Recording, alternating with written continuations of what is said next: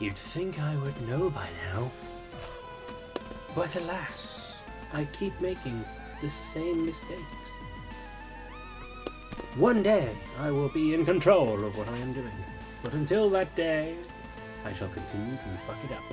Good evening, everyone. We are back again for some more stories from Seoul. Is that not totally wonderful for everyone involved? I know I'm super excited. I've been spending much of my time looking forward to being able to get back to this fun, because it is indeed.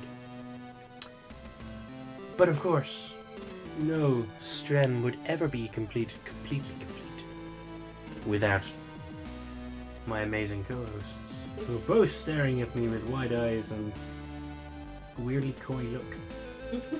And now she's just nibbling on her nether regions. That's Paige. And Peanut is...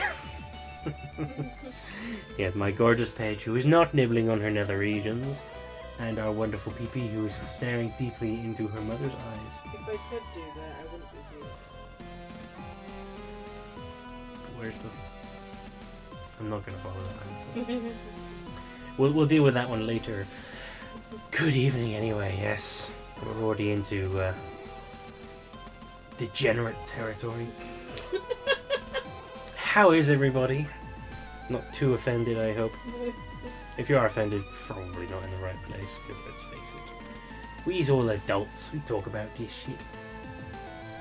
I mean, how could we not? Some people are too cool. Maybe. To which I say... 2023. It's not 2023.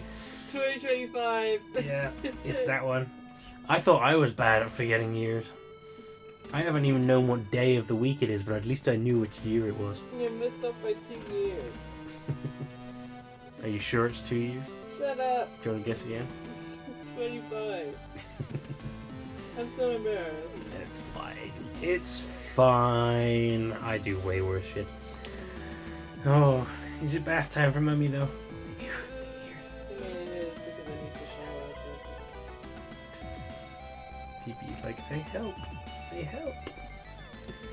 But yes, how is everyone? I hope you've been having a wonderful week. Either since we last saw each other for this, or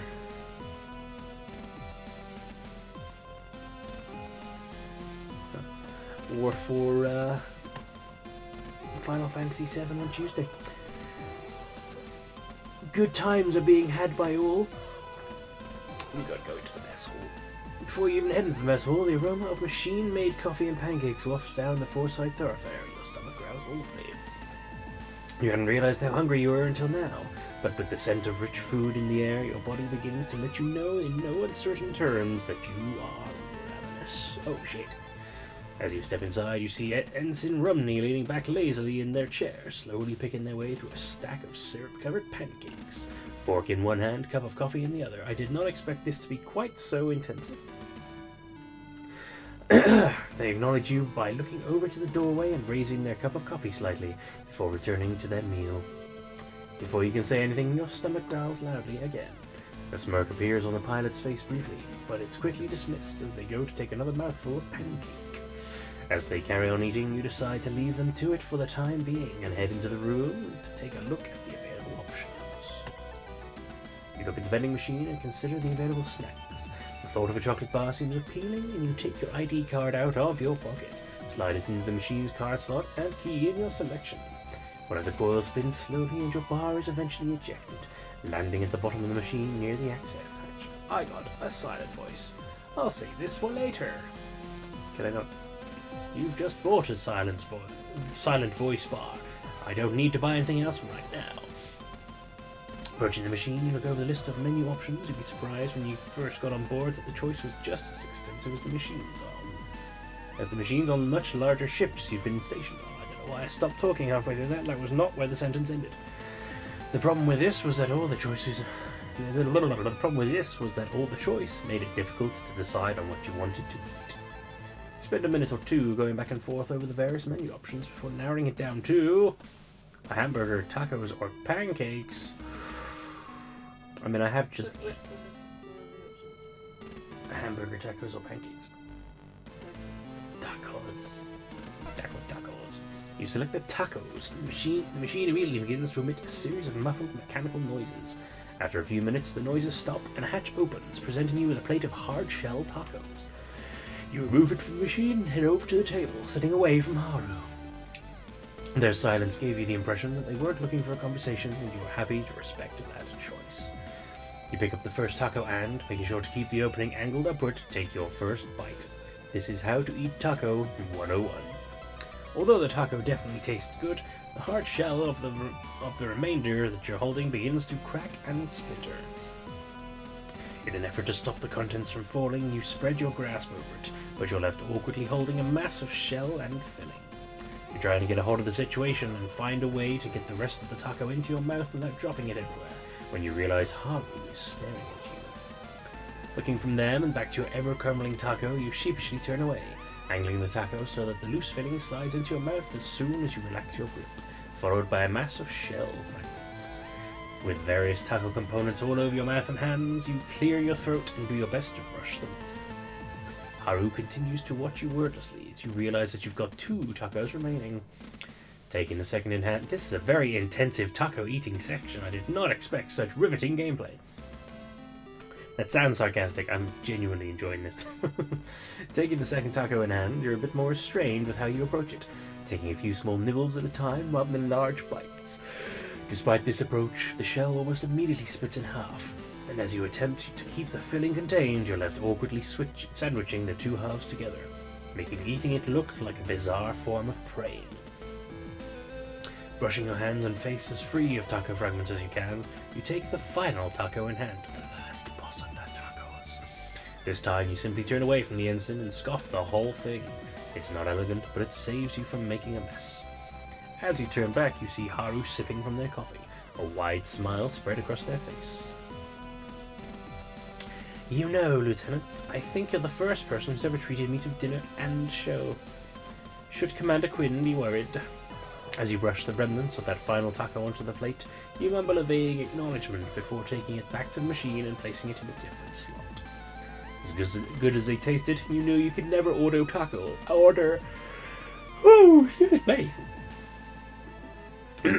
As good as they tasted, you knew you could never order tacos while someone else was in the mess hall ever again. Traumatizing moments in space. So before we got into this riveting taco adventure, I was drinking that right now. Oh, it's a coffee. For some bizarre reason, I always assumed that was a small mug with a burning cigarette butt in it. It'd be pretty weird if I decided to take a swig. Who cares? Do it anyway, coward. But yes, so last time, just because I should probably do a little recap. What did we do last time? We returned to the Gundog from having explored the O'Brien with the weird space thingy attacking us, which is now trapped in the hangar, having been encased in the experimental hull fluid? Take of that what you will. Hull fluid? That our kid Ensign is experimenting on. And now we're just trying to clean up the mess from what we have done. Although Haru was keeping to themselves right now, you felt that with things the way they were on board the ship, it'd be good to check in with everyone. You put up a seat next to the pilot, who gives you a flicker of recognition before continuing to slowly pick at their pancakes. Ensign Rumney, how are you doing? Probably better than you after that landing, Finch. Didn't think I'd be seeing you out of the sickbay so soon. Yeah, well, I was lucky that... So, is Hansen out too? Oh no, he's still being seen by the doctor. When I left, he was taking him into the surgery wing, something about artificial ossification. Damn, how'd he manage to go and break something that seriously, whilst you're up and about without a scratch? Well, next time you see him, make sure you give him the thanks he deserves for getting him out of that situation alive. If it wasn't for his piloting, this whole ship would be space dust right now. You roll your eyes and cross your arms. You know they're not wrong, but the thought of actively thanking Hansen for something. Yeah, I'll let him know. Haru returns her attention to their pancakes, continuing the meal, only interrupting it with the occasional sip of coffee. I suddenly fancy a cup of coffee, how weird. You sit there for a little bit longer, but as the silence drags on, you decide you've probably got as much conversation out of Haru as you're going to, so you push your chair back and stand up. As you go to walk away, you hear the sound of Haru's chair as it scoots along the floor, causing you to turn back. I'm serious, Lieutenant. Make sure you tell him. You look at Haru for a moment, and then mentally shrug as you turn away again. I heard you the first time, Ensign. Don't worry. So, I know I need to go to the fire control and engineering, but I certainly have a desire to go down to the medical wing or sickbay. Even before the elevator's doors open, your hand is praised to preempt the harsh brightness of the sickbay's lighting. The powerful aroma of disinfectant wafts into the elevator as the doors slide open, and the light shines brightly through the widening gap. Accustomed to both these features of the sickbay, you're no longer bothered by them. As always, everything appears in order, although you quickly notice that the doctor isn't at his desk. Looking over to the left of the room, you see a light illuminated above the doorway leading to the surgery wing, with its large gallery window having taken on a frosted effect, obscuring the view of the inside beyond some vague shapes. The doctor had been able to patch you up pretty quickly, leaving Hansen to wait for the necessary procedure that now seemed to be underway. Looking back to the beds, you see Cassie tossing and turning uncomfortably. She'd been fast asleep when you and Hansen were brought in, to the point where you wondered if she'd been sedated. But now she was fidgeting and groaning, appearing in genuine discomfort. Cassie, is everything all right? You lay your hand on her shoulder and take her hand in yours. Hey, Cassie, can you hear me? What's wrong? Oh, it's you. How was the mission? Did everything... Yeah. As she lets out a scream, Cassie yanks her hand away from yours, bringing it up to her head and using it alongside her free hand, as if trying to hold her head together. Yeah. Completely overtaken by pain, Cassie thrashes around on the bed. It's all you can do to stop her from throwing herself off it. Hey, Cassie, it's alright. It's gonna be okay. You look around in a panic, unsure of what to do. Your first instinct was to get the Dr. Rosario, but as he's in the middle of a surgical procedure, you don't think he'd be able to drop everything just to come to Cassie. Cassie, did the doctor leave you anything? Any instructions? Any tablets? Yeah. I feel you, Cassie. That's how I feel most days of the week. Cassie, come on, anything. Pills, counter, yeah.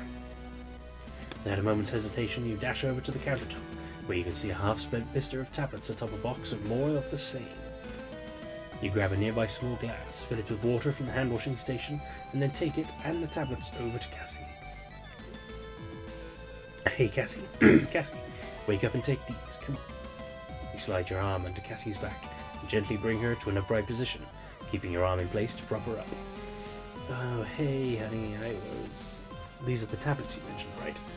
Cassandra, still in a daze, blinks at the glass of water and pills you hold up to her, slowly reaching out to take the glass and then some tablets. Oh yeah, the doctor said they'd help the headaches.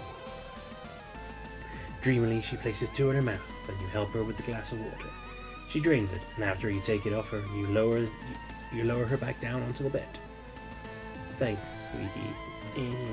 You remain standing over Cassie for a few minutes, but it looks like she's fallen into the same heavy slumber that she was in when you were brought down here earlier.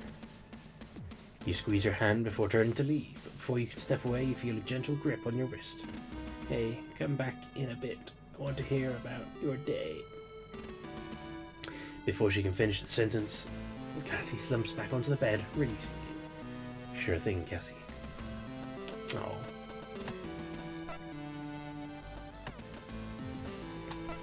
Let's go see what's happening in the bridge. You step up the elevator and enter the bridge to the sound of a trill beeping coming from a control panel. Ah! Stood over the panel, typing hurriedly onto the keyboard, is Vanessa. She looks over to you with a start before turning back to the keyboard and quickly entering more commands. After a few seconds of typing, she aggressively hits the enter key, which silences the beeping and turns quickly to you, looking slightly flushed. And what do you want, Lieutenant Finch? At this point, you no longer have the energy to mask your exasperation and let out a sigh as you pinch the bridge of your nose between your thumb and forefinger. Just carrying out a standard patrol, Lieutenant Lord, making sure everything's in order following the battle. Is everything okay up here? You lean slightly to try and see what is being displayed on the screen above the panel Vanessa had been just using but was now stood in front of. Stepping sideways to block your view, Vanessa reaches back to the keyboard without turning around and enters a quick series of button presses that shift the display to something else. Of course you're on patrol. I suspected you wouldn't be here to give your post-mission report like you're supposed to. It'd be too much to expect the Gundog's hero, the dashing Lieutenant Finch, to actually follow protocol for once. But then again, with how I had to remind you of procedure when the power went out, I suppose you might not be willfully ignorant of how you're supposed to act. Could be that you're just plain ignorant instead. Oh, fuck off. You feel a familiar rising tide of anger within you, a feeling that for most of your career had been limited to encounters with Hansen, but was now becoming much more common with every conversation you had with Vanessa. You do know you're supposed to report to the mission overseer immediately after you're dismissed from sickbay for debriefing, right? Any remaining desire you had to check in on the bridge, and Lieutenant Lord was swiftly leaving you. Yes, Lieutenant, thank you. I am aware of the procedure, but I'm under direct orders from the captain to begin a constant patrol. Besides, I would have assumed that someone as capable as yourself would have been able to get the general picture of what had happened to the O'Brien without me needing to tell you.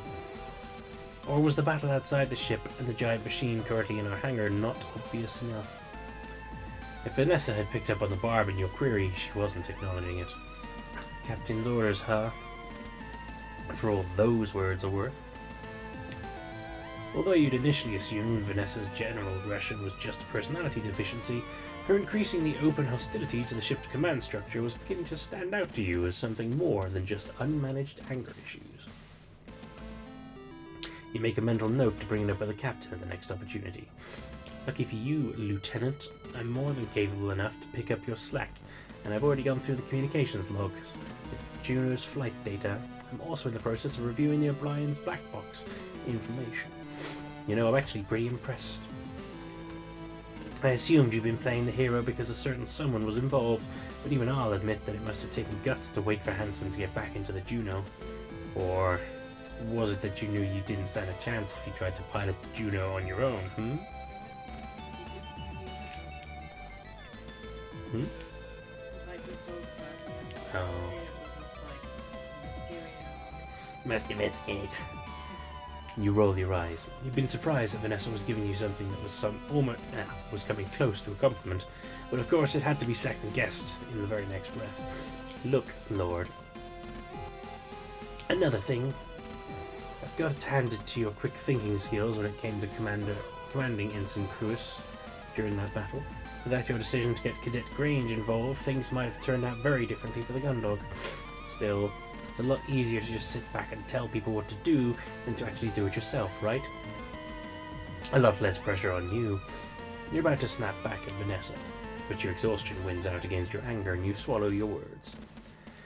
Well, Lord, I'm glad that you put your talents to good use and managed to get the assessment done without me. I've got orders to carry out, so, if you don't mind, I'll be leaving. Oh, not at all, Lieutenant. I wouldn't want to keep you from your important work. Keep it up. I'm sure your commitment to your duty will be rewarded very soon. Unwilling to put up with Vanessa's constant contempt for much longer, you mumble a vague goodbye and turn back towards the elevators. I knew coming up there was a mistake, but I did it anyway.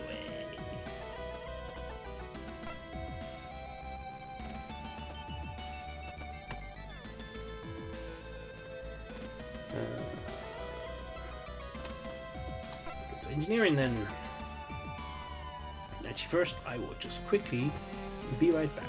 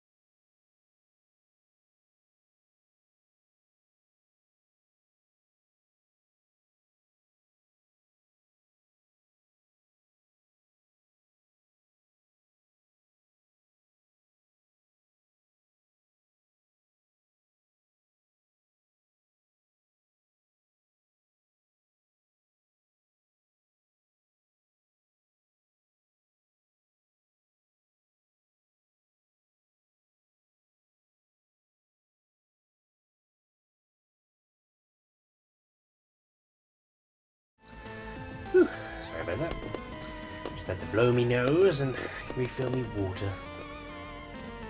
Didn't want to subject you all to that nightmare. Even though Paige had to deal with it. I mean, I hear everything. Yes, you do. You pass through the stillness of the aft thoroughfare and head into the thrilling depths of the engineering department. As you make your way through, you look around for any sign of the chief, starting with the catwalks and workstations above you, then the machinery that fills the level you're on, and finally finishing your search by scanning the levels below you. Hey, Chief. Chief, are you in here? Chief. Taking a deep breath, you cup your hands around your mouth and shout. Chief! I'm not shouting. You wait for a moment, but with no response forthcoming, you decide that you can be sure the chief isn't in engineering. Despite the level of noise coming from all various systems, it wasn't like engineering was that loud. Instead of carrying on your search for Chief Cathays, you turn your attention to the engineering department in general, quickly going through the mental checklist that makes up your patrol's report. As far as you can tell, everything seems in order, leaving you without much to dwell on. Don't have anything that needs recharging right now, and doesn't look like there are any batteries that need to be returned at the moment either. At least other things are running nice and smoothly. I'll leave that up to the chief. Best case scenario, I make her really mad at me. Worst case scenario, I kill everyone on board. Move to the engines. Let's go see if she's in the engines. The doors to the engine room slide open in front of you, and you're met with a disheartening sight of the huge engine remaining totally stationary, devoid of its normal rotation. The sense of stillness that permeates the vast area you're stood in is disconcerting. The only thing breaking the all-engulfing silence is a constant grumble coming from the lone figure of the chief leaning over a control panel in the distance. I was right. Chief, everything all right? You call out as you approach her. No, damn it, Lieutenant, it's not. You're a little taken aback by both the chief's curt response, but also that you didn't need to pester her in order to drag her attention away from what she's doing. Oh, no. No. If I didn't know better, I'd call it sabotage, but no one else on this ship has the know-how to do that kind of thing, so right now I look like an idiot who can't get the NPEs back online. Whoa, Chief, hold on, sabotage? It's not sabotage, Lieutenant. Like I said, no one on this ship would know how to do this kind of thing, but I've ruled out hardware issues, and I've never seen the software do a full reset on the startup process before. So unless it's something I'm missing, like an idiot, then... Chief, what's going on? I've gone through the entire startup process and was just about to fire up the NPEs when that machine crashed into the hangar, and I had to go and secure it. The status of everything should have held at that point until I got back, and it would have been straightforward to just enter a few commands and restart the engine. But... The chief lashes out with her boot, striking the bottom of the casing of the control panel she'd been working on. The whole process has been reset, and all of my calibrations and checks have been wiped. I've had to start from the very beginning. Without the NPEs online, I can't even get the ship moving, let alone get the HFDD started. Until I get the HFDD up and running, I'm stuck here instead of being in the hangar, figuring out what's going on with that machine. It's killing me. Every second I waste screwing around with the engines is another second we're adrift, out in the boonies with God knows what in our hangar. Arg. The chief strikes the base of the control panel again before leaning over it and beginning to key in commands. Even the preset functions I've installed have been wiped out. It's basically a shipyard status. This is ridiculous. First, I'm gonna have to... Is there anything I can do to help? Ha! No. Oh. Nothing personal, Lieutenant, but no. There's absolutely nothing you can do to help me in this case. Well, but thanks for offering. No problem, I guess.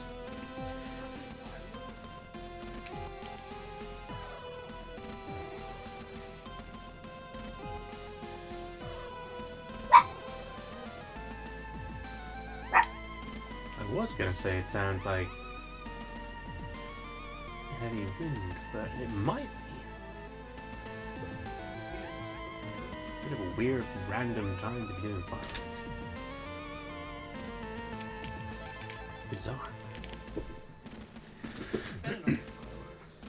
Shouldn't be. I don't see why there would be. PP, kindly no. Gnats. Snuggle back there with mine. Come on. Put that tail down. Close that mouth. Lower that ear.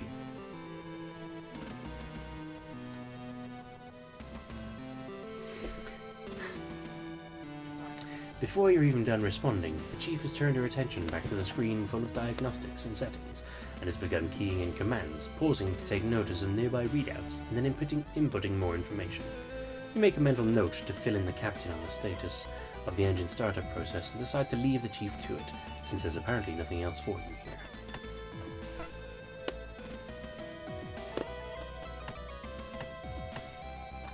Back to the thoroughfare, and back to the central hub. Wait a minute, that wasn't the way that... What? Oh, that wasn't this way the last time I passed through. That could have been a better structured sentence. What he means is, the ladder wasn't open.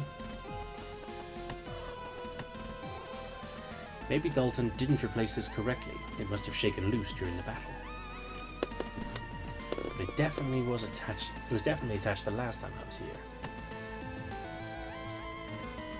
You head over to the entrance to the maintenance crawlway, and holding onto the sides, lean into the space first, looking up and then downwards. The ladder extends into the gloom in both directions, and although you can only see up to a certain distance, you can't see anything unusual, and you don't hear anything either. With a shrug, you move to pick up the panel, placing it back into the wall. It takes a little bit of trial and error, but eventually you get the panel attached again. Give it a few knocks for good measure. That should do for now. Spoopy.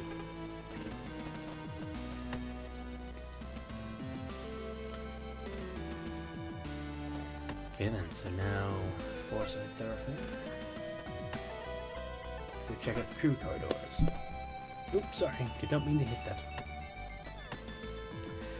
Fire control is one of the stops on my security patrol. I should head over there at some point. Really got to hand it to Dalton. That foam stuff he made is pretty incredible. I know it's not what he created it for, but it saved our lives out there. I get the feeling that if I don't give the Hanson my thanks, then Haru is going to be on my case. Ugh. Still in sickbay, getting his arm sorted. I should count myself lucky that I came away pretty much unharmed, despite being in a passenger seat. Let's go into my quarters for a moment. Maybe just a few seconds of sitting down.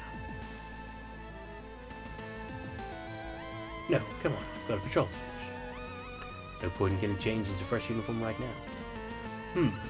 You quickly cycle through the various systems on your terminal, checking that everything's working as normal. As far as you can tell, it is.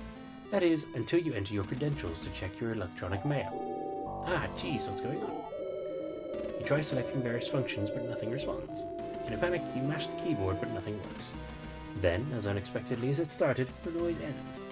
What was that all about? Metal Gear. You make a few more experimental choices, and everything seems to be working as normal again. Well, I guess that's something to ask the chief about. Move back to the corridor,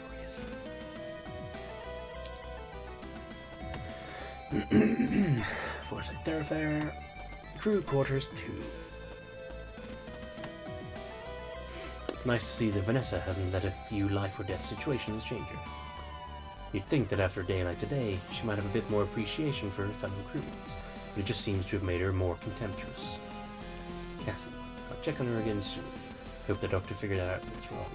She's normally so bubbly and lively. I hate seeing her like this.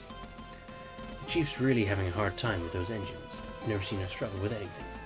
Hopefully she gets them figured out soon. I don't want the gun dog hanging around in this area much longer. Dr. Rosarium's dealing with Hanson right now. But thankfully, it seems his medical skills are much better than his bedside manner. Can we go to the captain's? You approach the captain's door with a sense of trepidation. You haven't finished your patrol, but for some reason you find yourself drawn to her quarters. You aren't entirely sure why you've come here. Maybe, despite everything you know about the captain, you're looking for a figure of authority to reassure you about the Gundog situation. Although you have your doubts, the captain's laconic ways and swift decisions give you the impression that there's more capability to her than she's letting on. Maybe you've come here to talk with the captain to reassure yourself that that's the case. Or maybe it's that you can't resist the chance to bring up the contents of the report that you read in her quarters. As you consider your intentions, you reach out and knock briskly on the door.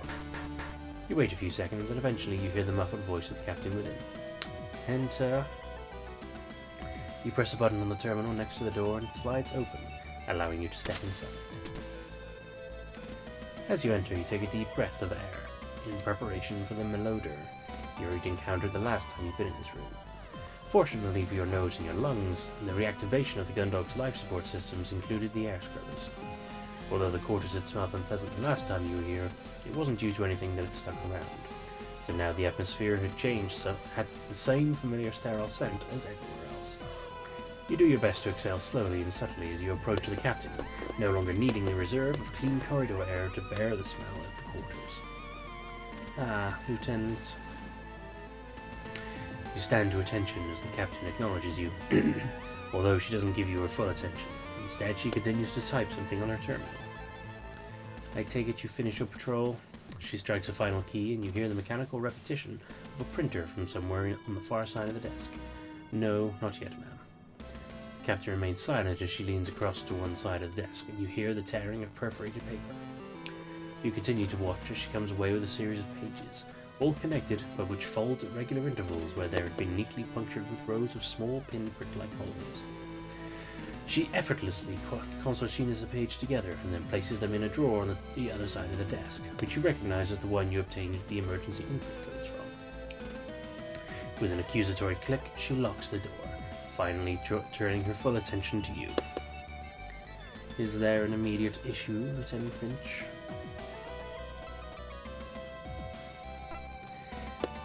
I know we've just discussed it in the hangar, but what do you make of the craft? Do you think it's Terran or Martian, or... I can't say about that machine for certain, Lieutenant. You feel yourself deflate slightly. It appeared your desire for clarity, answers, or reassurance would go unsatisfied.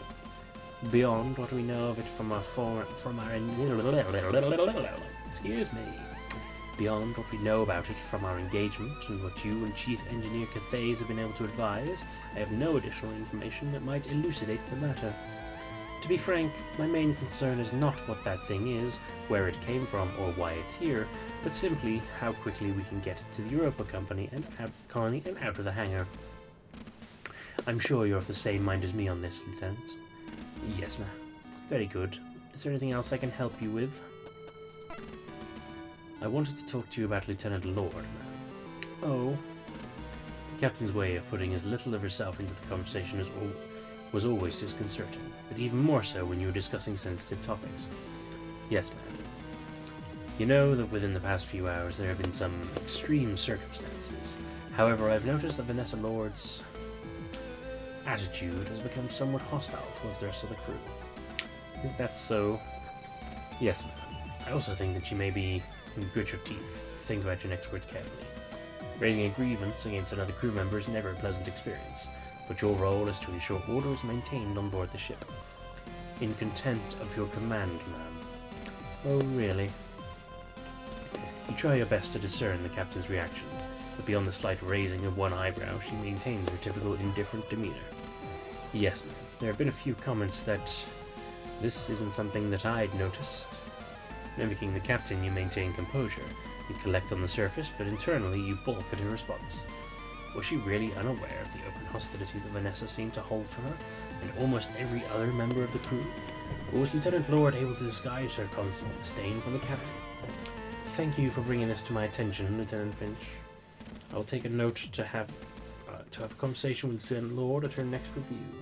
Is there anything else I can help you with? I'm going to go on to what happened on the O'Brien.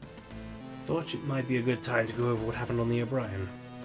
Is there something you forgot to tell me during the earlier debriefing, Lieutenant? Whilst it was true that you had given the captain a breakdown of the events aboard the O'Brien as soon as you'd been dismissed from the sickbay, there hadn't been much more to that conversation than you reporting the facts. If the captain had come up with any countermeasures or preparations to ensure the same fate that befell the O'Brien's crew wouldn't happen to the Gundog, she hadn't shared it. No, ma'am, I was just wondering if you'd had any thoughts about any protective measures we might be able to take to keep the crew safe. Lieutenant Finch, from what you told me about the O'Brien's crew, with the exception of Dr. DeBoer, had been neutralized at their posts, correct? Yes, ma'am. With that in mind, alongside the fact that we don't know what this thing is, how it operates, or the extent of its abilities, I don't see much point in trying to come up with countermeasures to weapons we don't even know exist. Do you, Lieutenant? You're a little bit shaken by the captain's apparent indifference to the threat of the machine currently sat in the hangar. But then, you couldn't really argue with her logic either. Well, no, ma'am. Precisely. For now, we're stuck with whatever this craft is, and with our communication system out of action, we have no choice but to carry on as best we can. Do you disagree with this course of action, Lieutenant? It only takes a brief moment of thinking for you to realize that she's right. For the time being, you've got no way of knowing what the machine can do, so no way of counteracting it. No, ma'am. Well then, unless there's anything else. I need a quick save there, just in case I hit something. I was wondering, what do you think will happen when we get back to the Europa colony? With a long sigh, the captain leans back in her chair and steeples her fingers. Given the nature of our cargo, I imagine that the Gundog will be isolated before we even reach Europa, and the crew removed. From my knowledge of the JCF review process, I expect that after that there will be a lengthy debriefing, which will be accompanied by a full review of the ship's logs. It's likely that we'll all be held separately until they can be confident that none of the crew can be connected to the craft or the loss of the O'Brien.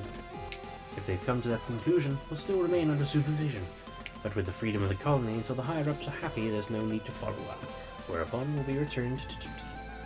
If they don't decide that, well, I suppose one way or another we can look forward to an extended period of leave. Whether that's in a holding cell on Europa colony is up to what's decided by the investigators. You shudder at the sight of the captain's wry smile. It was an expression you rarely saw, and given the discussion, it did little to make you feel at ease. The fact that the captain had mentioned her knowledge of the review process had also left you wondering if this was the first-hand experience. Does that help to clear things up, Lieutenant? Although it had given you an insight into what to expect, the revelation hadn't made you feel any more positive about what you could look forward to once you'd returned to Europe in space. Yes, thank you. Good. Is there anything else? Now I'm hesitant to hit the contents of the report, but I'm going to, having now made a little safety save. The last time you brought this up with the captain, you'd almost backed out of asking her about it, due to the anxiety and apprehension you'd felt about breaching the subject. Although that had only been a few short hours ago, the experience you'd had aboard the O'Brien and Hansen's Juno had recalibrated your attitude towards certain things, and now what had scared you before seemed almost inconsequential in comparison. Despite that, you still felt the clutch of nervousness around your throat. You take a deep breath, hold it, and then as you breathe out, you begin to talk. I was hoping we'd have the opportunity to talk about the contents of that report, Captain. Lieutenant, with the current circumstances in mind, do you really feel this is a wise course of action? You take another deep breath, this time to fuel the anger that had quickly risen inside of you. When we spoke on the bridge, you said it wasn't the time, Captain. But if not now, then when? When we get back to Europa, on our next deployment, when? Lieutenant, as I stated in our previous discussion, the contents of that report are personal and not relevant to you. That's bullshit, Captain, and you know it. You slam both hands down on the captain's desk, fully aware that you've just crossed a line, but too consumed in the anger that's burning within you to care. I told you that Hansen and I were both part of Kaliki Flight, and you know what happened to us. Lieutenant, your obsession with this report is... how is it an obsession? You throw up your arms in exasperation. I have a right to know. I have a right to know what happened. You don't, actually. I do. So does Hansen. He knows too. Lieutenant, are you telling me that you've shared this information with Ensign Cruz, as well as... Yes, I did. We both know you're responsible. Listen to me, Lieutenant. With a speed and intensity that shocks you, the captain stands up from her chair, bringing her eyes level with yours. There are things in this life that are more important to us than our orders, than our duty. As the captain exhales softly, tilting her head downwards, the light shifts across her face. In the corner of her eye, you see the faint hint of a sparkle. Then our honor. And when it's a choice between those things that are more important to us than anything and everything else, we know what decision we have to make, for better or for worse. Of all the crew on board the ship, you might be the only one who understands that. What are you... But I will not tolerate this level of insubordination. You take a step back, Although you'd seen the captain angry on the bridge when you'd last brought this up, you've not experienced the almost physical force of emotion that she now exudes. Now you will leave my quarters immediately, and I do not expect to see you until you've completed your patrol. And when you return with your report, I will not tolerate any further questions along this line. Is that understood, Lieutenant? You clench your jaw, trying to weigh up your options. The bravery that had driven you earlier, fueled by anger, had subsided, and given way to a much cooler pragmatism. Although you could still feel the white-hot core of anger within your chest, you knew that you'd already gone too far, and the lack of consequences was probably only due to there being no other security staff on board, and the captain's deep-rooted indifference. You grit your teeth and return to standing at attention. Yes, ma'am. Understood. Very good, Lieutenant. Dismissed. You throw an aggressive salute and turn on your heels towards the room's exit. You grab the keypad and the terminal door from the terminal next to the door, and step through it as soon as it's opened, letting it hiss shut behind you. You stand in the cool air of the corridor for a moment, going over what had just transpired in the captain's quarters. You still felt angry, but compared to that anger that you'd felt after the previous confrontation, this felt different, almost confused. I might be the only one who understands. What does that... Damn it. The confusion gives way to regret as you begin to go over the conversation in your head. In the silence of the corridor, you begin to think that the direct approach may not have been the right one to take. With a loud sigh, you run your hands back through your hair and head to the end of the corridor, going over the conversation one more time. You may not have got the answers you'd wanted this time either, but the captain had told you more than last time. You could feel you were close. You may get the answer out of her now, but soon. May not get the answer out of her now, but soon. I guess I've got a patrol to finish then. So, my immediate interpretation of that is that she obviously made whatever choice she made that resulted in the wipeout of Kalagi Deep. As a result of using her powers to protect her position, to protect someone she cared about deeply. Someone, I'm assuming, who died at that time. Or damn near did. And she threw her career away as a result. And the reference to me being able to understand, I'm assuming, comes from the fact that I'm on board here with Cassie, who is obviously someone dear to the character. That's my assumption going forward. But now, after all that fun, let's go finish our patrol. Okay. Yes, well, So reading about women's in this book, right? yeah. Why are people always so terrified of women's stories? Like, what is so terrifying about it? I mean, they're big, strong, vicious, willing to kill you. I know, but there's like other like kind of like big cats, and like not necessarily like dogs, but there are like big cats and stuff. Yeah, but in a place like that, the more common things are the wolves. Like a big cat will be around hunting on its own, but a pack of wolves will happen. If you come across a single cat, if you're lucky, quick, and strong, you can probably get away from it. If you come across a wolf, there's usually 3 or 4 other wolves there, which means you're fucked. Yeah, I guess so, because they would just like hunting you down. Yeah. Like probably like make you go in a certain direction, so you can Or there'll already be enough there to overpower you, and you'd already be in trouble. I guess that makes sense. I hadn't really thought of it. Yeah, they're fearsome creatures. Yeah, I mean, there is a- I've never met one. I've just seen them having belly rubs on people. Yeah, exactly. I mean, there's a reason why they were hunted to extinction in places, because they were just too dangerous to allow them to be around. I mean, yeah, we used to have them in the UK, right? Many, many hundreds of years ago. Yeah. But they became too dangerous, so we domesticated them or killed them. Yeah, also just friend livestock and stuff. Livestock, children, families, friends, towns, all that. So, It does. But unfortunately, yeah. At least they are still around in certain locations, being looked at. I have seen those of like animal shelters and stuff like that. So it's Yeah. Plus, with like a fantasy setting like that, where they don't have things like guns and readily available traps. They're much more fierce creatures to face. I hope that answers your question. I was just curious. Cute. I never really thought much about it because it's just something you hear about in fairy tales and some like fantasy stories as a child, and you just don't really give it much thought. Just like it's scary, I guess. Yeah.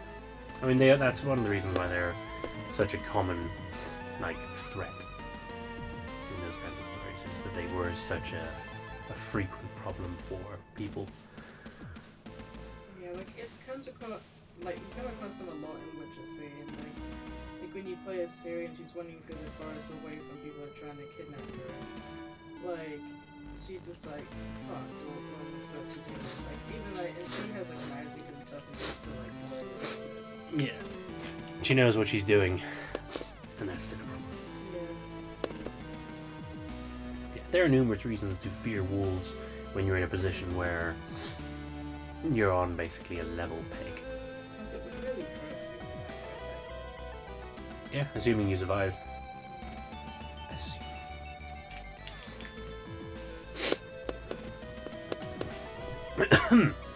You've been ordered to carry out a security patrol by the captain, and when you are done... What? Where? What? You've been ordered to carry out a security patrol by the captain, and with you being up to speed with what was going on in the hangar and the chief that meant that... Excuse me. With you being up to speed with what was going on in the hangar, and with the chief, that meant fire control was your next stop. As you step into the small room, you're surprised as Dylan turns around immediately. Hey, Lieutenant, did they send you to check up on me? Just standard security patrol, D's. How's it all going? The normally placid warrant officer rolls his eyes, theatrically slumping back in the chair, and gesturing to the monitors all around him with visible frustration. Oh, you know, great. I've been ordered to remain on high alert, but the issue with the long-range targeting system is even worse than before, so I can't actually do anything unless we've got a target in visual range. Which means I've got to keep looking at every one of these screens all the time and nothing else. So, you know, living the dream. Yeah, this guy is definitely John. What's wrong with the long-range system? As if I know. Same thing as before, just worse. That's how the enemy got the drop on us. We didn't know they were there until they were right on top of us. Otherwise, I might have been able to get some shots in from the main guns. Might have been able to do something against that machine at least. Not like the point defense cannons were any use. I swear, I almost got it so many times, but it moved faster than the cannons could. Move faster than the cannons could, and even when I tried to lead the target, it was too erratic to figure out where it'd be. Ah! With a groan, Dylan slides further into his chair and kicks off the floor, sending the chair spinning in a slow circle. As he rotates, he glances over all the monitors before turning back to you. But yeah, anyway, the long-range targeting system's almost completely useless right now. It's been fuzzy since this morning, but it got way worse when that thing showed up. I've tried to ask the chief to take a look at it, but she's still busy with the engines and everything else going on, so like... He looks over the top of his glasses at you and shrugs. It is what it is, you know? Dylan makes another rotation, this time gently brushing his hand over the targeting system controls, shifting their focus slightly as he rotates past them. So what's up with you, Lieutenant? I got pretty gnarly out there, huh? You alright? You take a moment to rub your neck. You'd noticed it was beginning to stiffen, and the pain was creeping in around the edges. Hopefully whatever the doctor had given you would hold out a few more hours. Yeah, not too bad, Dees. Thanks for asking. That's good, yeah. I could see Hansen's Juno through the cameras. Pulled some pretty sick maneuvers. You must have been really hanging on in there. You think back to how you'd been thrown around the cockpit by some of Hansen's sons. The experience of clinging onto the temporary passenger seat wasn't one you wanted to relive soon. You're not wrong. Things got pretty wild out there. I'm just glad we made it back in one piece. Yeah, I'm sorry I couldn't do more to help you out there. With the Gundog's weapons, you know. Just everything was way too slow. You smile and wave your hands subtly to dismiss Dylan's concern. Don't worry about it, Dees. We couldn't do much against it either. I don't think there's anything on board that could have taken that thing out. Yeah, you might be right, huh? A silence hangs between the two of you. You're about to make your excuse to leave before Dylan leans forward in his seat, looking you dead in the eyes and speaks in a hushed tone. So, like, what is that thing, Lieutenant? What happened on the O'Brien? Is it Martian? Terran? What's the deal? Have we got to the pilot yet? You place your hands on your hips before shifting your weight onto one foot and crossing your arms instead. Whilst exhaling deeply, you break the eye contact and look around the room at the monitors, finally looking back to Dylan, who sits there staring at you expectantly. Honestly, Dees, I've got no idea. All I know is that it blew the O'Brien to pieces, and then came for the Gundog, and nothing we've got seemed to do any... All I know is that it blew the O'Brien to pieces, and then came for the Gundog, and nothing we've got seems to have been able to scratch it. Dylan lets out a loud sigh, making his frustration obvious. Ugh, great. Okay. Yeah, thanks anyway, sir. Guess I better get back to these monitors in case another one comes looking for its friend. Sure, I'll check in on you later, Tease. With that, Dylan turns back to the walls of monitors. You watch him again.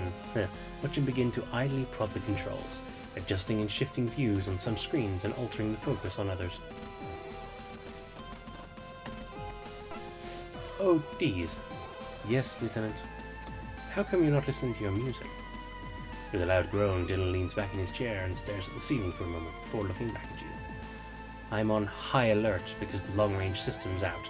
That means we're on visual range targeting only, so I don't get any early warnings or detection notices.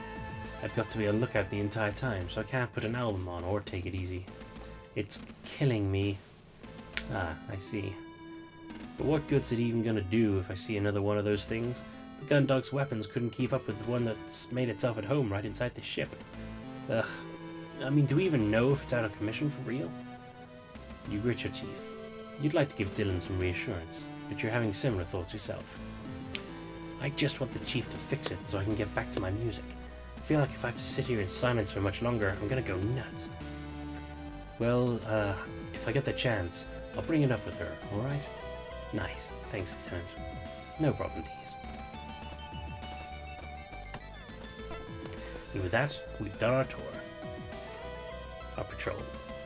Well, I've taken a look at everywhere I need to. I guess it's time to report to the captain. Unless there's something I'm forgetting to check out. There might be something I missed. It's not like I'm on schedule or anything, so I'll check a few things out. I want to go back to the sick bay. It's currently 1 bed free, which Hansel will need once he's out, I imagine. I don't want to get caught taking a nap when it happens. Cassie? I wish there was something I could do for you. Even if I can't be here when you wake up, just something to let you know it's okay. Hang in there, okay? Can I? Yes, I can. Reaching into your jacket pocket, you put out the chocolate bar you brought from the vending machine during your earlier visit to the mess hall. You furtively look back at the frosted glass of the surgery wing and assume that the doctor is still occupied with whatever procedure he's carrying out on Hansen. Covertly slide it under Cassie's pillow. It's not much, but it's the least you can do to keep her spirits up. Don't let Dr. Rosarum catch you with that, okay? If he knew how much junk you've been eating from the vending machines, he'd probably get the captain to block your access. With a soft smile on your face, you gently move a few errant strands of hair from her face, before squeezing her hand again and moving away. I knew it. That's every opportunity. Wow, okay. Just got the trophy for giving her the chocolate bar at every opportunity.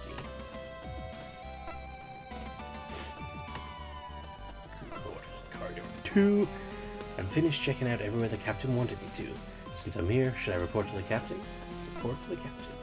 Well, I've not found anything that really needs reporting, but there's nothing else I need to do right now, so I should let the captain know and finish my patrol.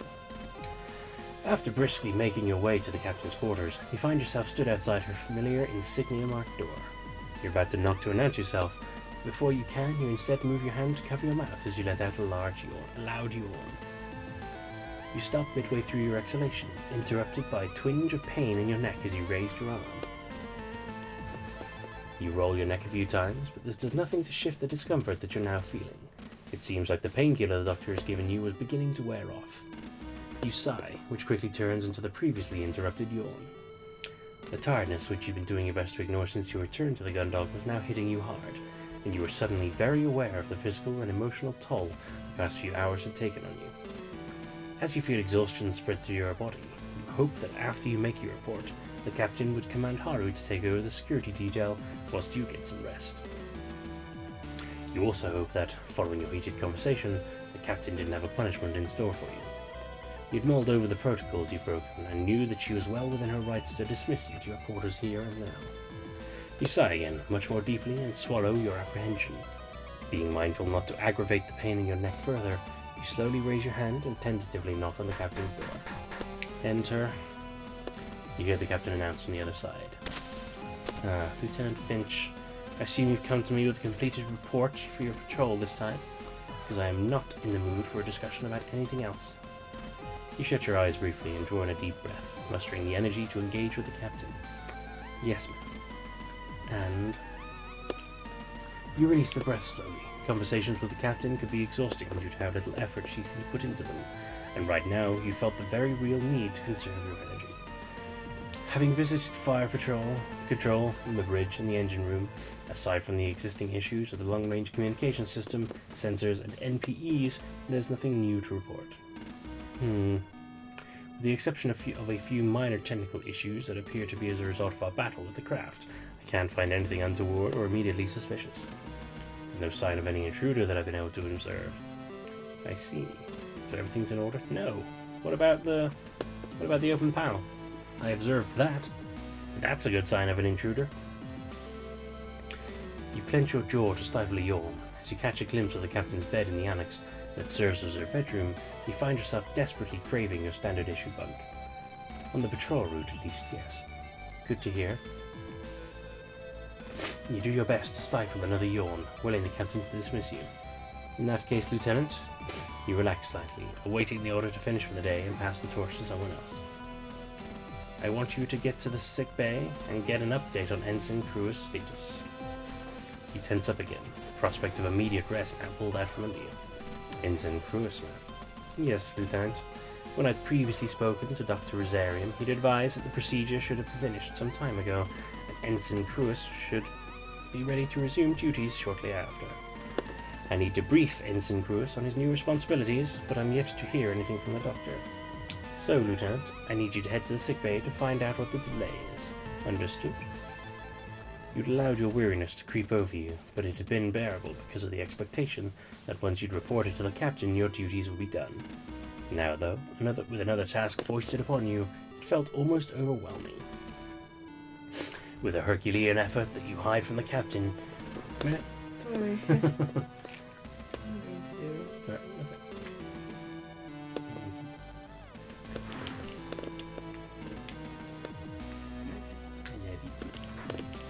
I got started. I'm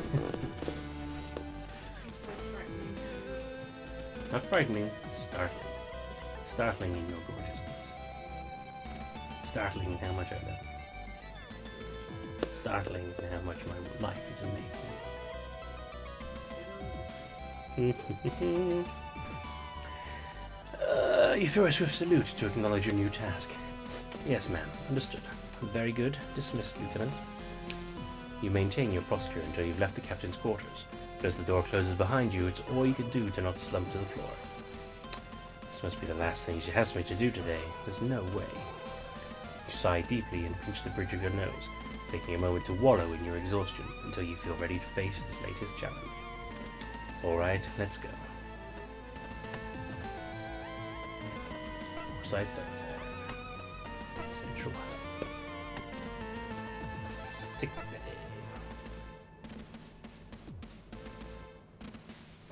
You lean back against the rear wall of the elevator and shut your eyes, savoring the brief moment of relaxation that comes from resting on the cool metal of the wall and listening to the gentle hum of the elevator's movement.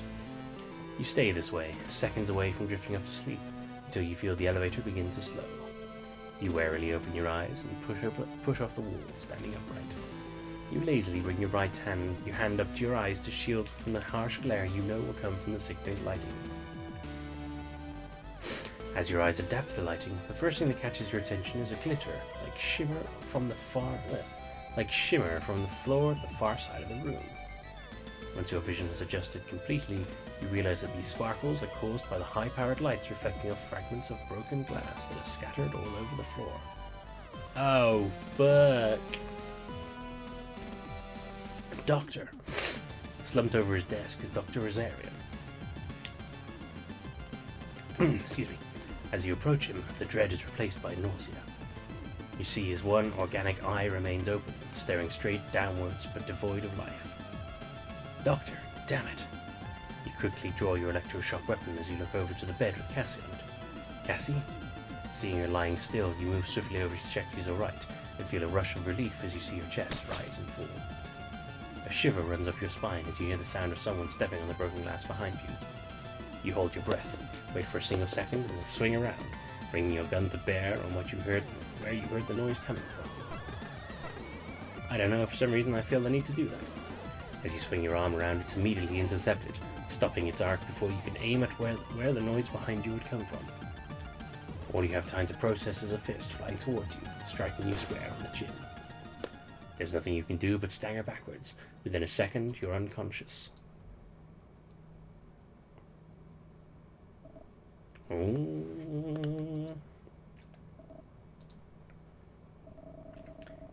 Wake up, Lieutenant. I said, wake up, Lieutenant.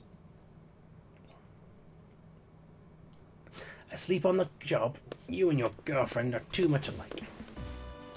Lord, what's... Finally, I was beginning to think you decided to copy your Lieutenant Commander and play Sleeping Beauty for the rest of the mission. Cassie, is she... Ugh. In the same moment... Hello, PP. So buried in the soft mountain. In the same moment that you sit up quickly, a lance of pain strikes you from the base of your skull, and you wince, gritting your teeth and squeezing your eyes shut. I wouldn't make any sudden movements if I were you. We found you knocked flat out on the floor of the sickbay. Looking at the way you fell, you must have taken a serious blow.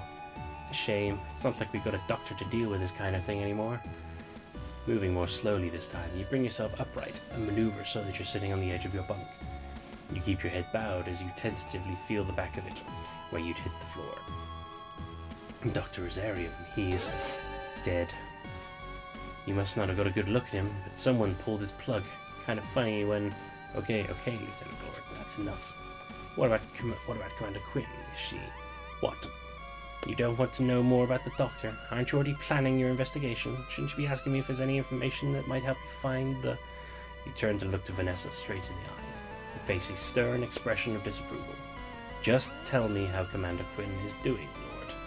She's unscathed, Lieutenant. As always, she's somehow managed to come out of things absolutely fine. We've moved her to her quarters for the time being to keep her secure. Good, okay. You rest your elbows on your knees and place your head in your hands, massaging your temples in an attempt to reduce the pain that had traveled up your neck and into your forehead. What happened? I went into the sickbay and saw Dr. Rosarium at his desk, went over to Commander Quinn, and then you remembered spinning around to aim your electroshock weapon at whoever had been behind you, but you hadn't managed to get a good look at them before they'd knocked you out. I got knocked out. What happened after that? Well, lucky for you, Ensign Cruz was in the surgery wing, waking up after his procedure. He saw the silhouette of your fight through the glass and hit an emergency alarm. Although whoever it was managed to escape before Cruz could make his way out of the surgery wing, or anyone else could get there. It makes it twice that he saved you this mission. Maybe we should be promoting him to head of security instead. You roll your eyes at the thought whilst cringing internally. Having Hansen to thank for your survival was becoming an uncomfortably common occurrence. So, what's the current situation then? Do we know? As you go to stand up, the same pain from earlier returns, and you sit back down, wincing and rubbing your neck. Unfortunately, Lieutenant, no, we don't know anything. With our head of security taking a nap and everyone on high alert at the stations, we've not managed to have the chance to investigate. But don't you worry, Lieutenant Finch. We've got Ensign Cruz and Rumney taking care of security operations until you recover. The whole ship's on lockdown at the moment. All clearance is restricted purely to necessary duty areas for each crew member, and access can only be granted from within the room if someone else wants to enter. So the captain's happy for you to take your time to recover. If Captain Bartolmews doesn't want me back on duty immediately, why are you here? Lieutenant, we're crewmates. Can't I stop by to check on your recovery? You shoot Vanessa a stern expression, raising your eyebrow, but staying silent. Oh, fine, Lieutenant. I wanted you to understand the full stakes of what's happening right now. We're stuck out here with no communication system, Our doctor is dead. Our lieutenant commander is inconveniently out of action for the foreseeable future. We've got a hostile craft sat in our hangar, and with all this going on, our captain's guidance is to just lock things down and carry on. Considering the circumstances, you'd think she'd go with a bit more proactive approach, wouldn't you say? Lord, what are you getting at? Nothing, Lieutenant. Don't worry about it. For now. I just wanted to make sure you were up to speed on current events, in case you needed to make any decisions, that's all. Anyway, take these and get some sleep. You react with a start as Vanessa throws a small packet of painkillers at you. You catch it and turn it over in your hands. You notice the box is slightly crumbled and pull out a small fragment of glass, out from where it had been lodged in between the box's tabs. We'll be needing you, Lieutenant, soon. You look up from the packet just as Vanessa turns to leave the room. Well, without saying anything else, she exits your room and steps into the corridor beyond, with the door hissing shut behind her soon after. Once Vanessa is gone, you take the opportunity to look over the packet again before placing it down next to you on your bunk. You make another attempt to stand up, although you're more cautious about it this time. That's the sound effect I used to make when I'm in pain. Desperate, despite how gingerly you'd risen your feet, the pain in your neck had still reappeared before you were even upright. With a sigh of defeat, you open the box Vanessa had given you and extract 2 tablets from their packaging, quickly tossing them into your mouth and swallow them. You slowly lie back down on the bunk, resting your head on your pillow. As you lie there, you go over what Vanessa had told you. Dr. Rosarium was dead, but Cassandra was fine. Whoever had been responsible hadn't been apprehended, and the whole ship was on high alert. You begin to think over who the assailant could be. You couldn't think for motivation for a single crew member to attack the doctor. Although, now that you think about it, the disarray in the sickbay was very similar to what you saw in the O'Brien. Was what happened there happening here? Plus, what was Vanessa talking about making decisions for? Your mind slows as the medication kicks in, and your thoughts lazily drift from one subject to another. Although you do your best to keep thinking about the dramatic shift in circumstances, you feel yourself beginning to slip out of consciousness and back into the exhausted slumber that Vanessa had interrupted. The last thing you remember before drifting off to sleep is that as soon as you were awake, you knew the first thing you'd be doing was visiting Cassandra. April 24th, Planetary Calendar 204. After recovering from the attack, Lieutenant Finch awakens in their quarters a full 24 hours later to find that they are yet to receive any instructions. With no pending orders, they decide to check in with Lieutenant Commander Quinn to see if they have recovered from their affliction. In Jovian space, Lieutenant Finch's quarters, the Jovian patrol ship JFS Gundam. You know, the ship in the title. Reaching up above you and interlacing your fingers, you lean back, stretching out your back and your neck. As you release the last remnants of tension in your body, you sigh. Thankfully, it seemed that some bed rest was all you needed to shift the accumulated aches and pains that you gained over the course of yesterday. Some sleep, coupled with a shower and a change of uniform, had left you feeling like a completely new person, almost as if nothing had happened at all. Although, despite how reinvigorated you felt, there was no way you could ignore what had happened. Still, there had been no more alerts, and you'd not received any orders via your terminal, a sign you hoped that everything was going well. Now that you were fully recovered, you resolved to start the investigation into who had murdered Dr. Rosarium and attacked you. But first, you'd be visiting Cassie. Let's see. You work your way through the terminal's menus, checking for any new orders, mail, instructions, etc. that may have come through between when you checked after you woke up and now. Nope, nothing. Move to the crew corridors? Absolutely. Stepping out into the corridor beyond your quarters, you barely make it halfway to the Foresight thoroughfare before an announcement spreads out over the loudspeakers. You instantly recognize it as Vanessa, despite the slight distortion caused by the speakers.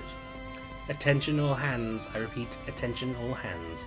This is Lieutenant Vanessa Lord. All members of the crew are to assemble on the bridge for an emergency briefing. Attention all hands, I repeat, attention all hands. The announcement is made a few more times until eventually you hear the subtle pop of the speakers, indicating that Vanessa has stopped broadcasting. An emergency briefing. You quickly make through the ship towards the bridge, only stopping once you're outside the elevator. You run your keycard through a reader and wait a little longer than usual. You can only assume that whoever is on the bridge is taking a few seconds to authenticate your ID and grant you permission to enter. Soon enough, the door opens and you step inside. As you stand alone in the elevator, listening to the dull whir of its motor, you wonder why the captain had called this meeting. Had she come up with a plan to apprehend the attacker? Had Haru and Hansen uncovered some plot whilst you've been resting? Or had something even worse happened that the whole crew needed to be made aware of? After a short wait, the doors slide open and you step out onto the bridge. Where you'd expected to see the captain, you instead see Vanessa, sat in the captain's chair and flanked by Haru and Hansen. Lieutenant Finch, glad to see you're so enthusiastic. Please wait there until the rest of the crew join us. What's this about, Vanessa? Where's the captain? I'll address that once everyone is here, Lieutenant. Vanessa, this is no time for screwing around. What's going? Take it easy, Lieutenant. Ensign Rumney swaggers up to you, placing their hand on your shoulder before moving around behind you. Lieutenant Lord just needs you to be patient and wait for a few minutes until the big announcement. Your posture stiffens as you feel something blunt thrust into the small of your back. You're confident enough that, unlike Cassandra's prank when you first came on board, this isn't a pen. You'd better listen to what Ensign Rumney tells you, Lieutenant. They like to be in charge, and they don't take kindly to people to try and get on top of them. You feel the blunt object slide around your back to your side as Haru steps around you, keeping their arm draped over your shoulders. Crewis should know. He's speaking from experience. You glance down and see the protruding out from underneath the jacket that they're always carrying around is the muzzle of a large handgun. Not an electroshock gun like yours, but a lethal weapon. Vanessa, what the hell are you? She told you to wait, sir. You'd gone to step forward towards Vanessa. Haru emphasizes their point by thrusting the gun deeper into your side. You quickly stop, letting them draw you back to where you'd stood. See, I kind of figured that Haru might have been cool, but apparently not. There we go. Good choice, Lieutenant. Just let me look after you, and we'll both have a good time. Before you can respond, there's a small electronic chirp that sounds from the captain's chair. Vanessa looks down to the control panel and enters a quick series of commands. You hear the whir of the elevator, and after a few seconds, the doors open, revealing Dalton, who nervously steps onto the bridge. I heard the announcement, and, That's good, Cadet. Thank you for being so prompt. Do me a favor and stand over there by the lieutenant, would you? Oh, yes, ma'am, will do. As the cadet makes his way over to your side, you look at Lieutenant Lord, staring at her with a silent fury. All you get as a response is a sly grin. As much as you'd love to wipe that look from her face, you know that Hansen will be on top of you the moment you try to disarm Haru. You couldn't really rely on Dalton to remain calm in that kind of situation either. There was a good chance that he would get caught in any crossfire. Instead, you just remained silent.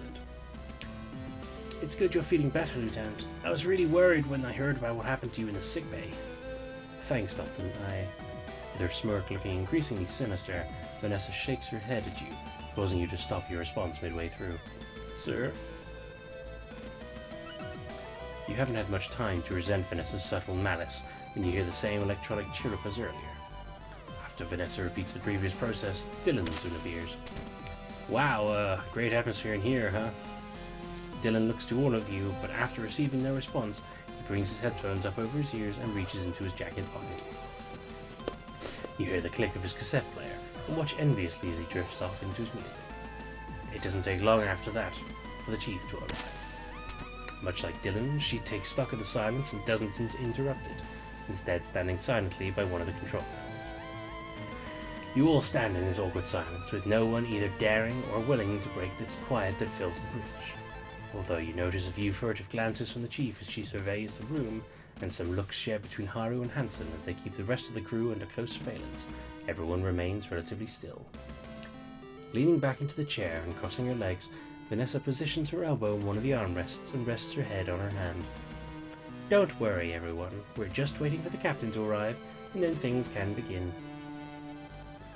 There's a round of uncomfortable looks that pass between Dylan, the chief, and Dalton. After a moment, the chief steps forward to say something. Lieutenant Lord, what do you... Wait for the captain to get here, Chief. It'll all make sense then. You see the chief mull over this response, and although it takes a few seconds, she steps back, taking her previous position by the control panels. The silence on the bridge, which had clearly never been designed to hold this many people at once, continues to drag on until it's eventually broken by the now familiar chirp of an access request. And here she is now.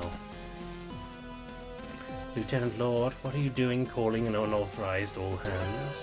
And what are you doing in the captain's seat? The level of tension that was already present suddenly explodes, suspense saturating the air. You feel the hairs on the back of your neck stand up as the realization of what Vanessa is planning hits you. Just like the chief, Dalton and Dylan, your eyes flick from the captain to Vanessa. Well, it is my seat after all. What did you just say? Striding forward with intensity and purpose, the captain raises her right hand across her body and swings a strike to Vanessa. Careful, Bartlemeus, you don't want to get written up for striking a superior officer, do you? At the last moment, Hansen's arm reaches out, viper quick, and he grabbed the captain by the wrist before she could bring the back of her hand down on Vanessa. Cruis, you will release me immediately. Cruis, you idiot, you... Hey, how about everyone calms down for a moment, huh? There's a big gun. Stepping away from you, Haru reveals the handgun they've been hiding under their jacket. He waves it around lazily before walking over to stand on the opposite side of Vanessa from Hansen. Now that we all understand who's in charge here, this is mutiny. Yanking her arm back from Hansen, the captain turns to face you whilst pointing at Vanessa. Lieutenant, detain these three immediately. You move your hand towards your holstered electroshock weapon, but find yourself hesitating for a brief instant.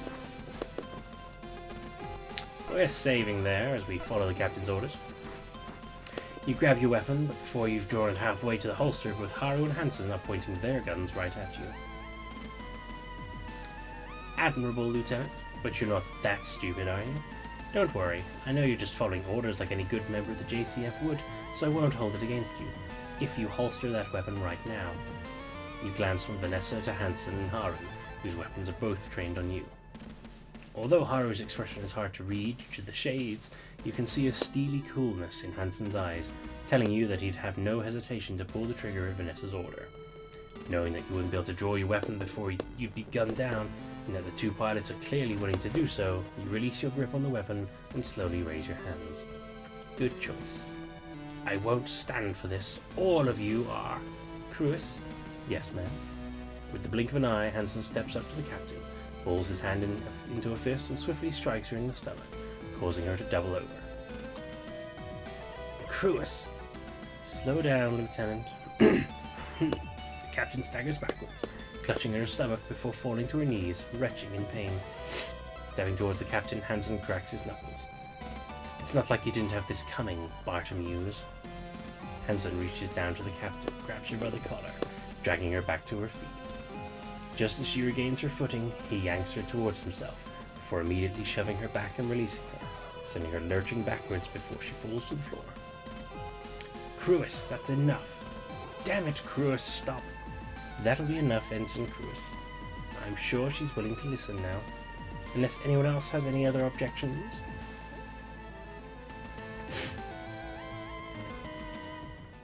That's what I thought. Uncrossing her legs and rising from the captain's chair, Vanessa takes on a formal posture and walks to the middle of the bridge. I, Lieutenant Vanessa Lord, as of 1700 Jovian Standard Time, April 24th, Planetary Calendar 214, in accordance with the Jovian Colony Fleet Convention, Sector 16, Article 7, announce myself the new captain of the JFS Gundog. I justify my announcement through Section 16, Article 9, on the grounds that neither the captain nor her second-in-command are fit for duty based on medical circumstances. As we don't currently have a doctor on board, I am forced to make this assessment based on my own discretion. In addition to this, under Jovian Colony Fleet Convention Section 16, Article 12, I am limiting both the previous captain and the lieutenant commander to their quarters on the suspicion of treason. Lord, what the hell are you... You spring forward to grab Vanessa, your hand already on your electroshock weapon. Before you can get to her, you're immediately stopped by Haru, whose pistol is crammed deep into your stomach. There's only so many times I'm going to tell you to stay cool, Lieutenant. Looking past Haru and ex-smug Vanessa, you can see that Hansen has similarly leveled his gun at the Chief and Dalton, both of whom step backwards. If you'd care to let me explain, we are currently in the middle of a situation that goes beyond negligence and incapability. Lieutenant Lord, the captain hisses, staggering to her feet with one arm over her stomach. You stop this now, or... With a snap that echoes around the bridge, Vanessa sends the captain, who is still unsteady on her feet, reeling. As she falls back to the floor, Dalton moves to help her, but is quickly blocked by Haru.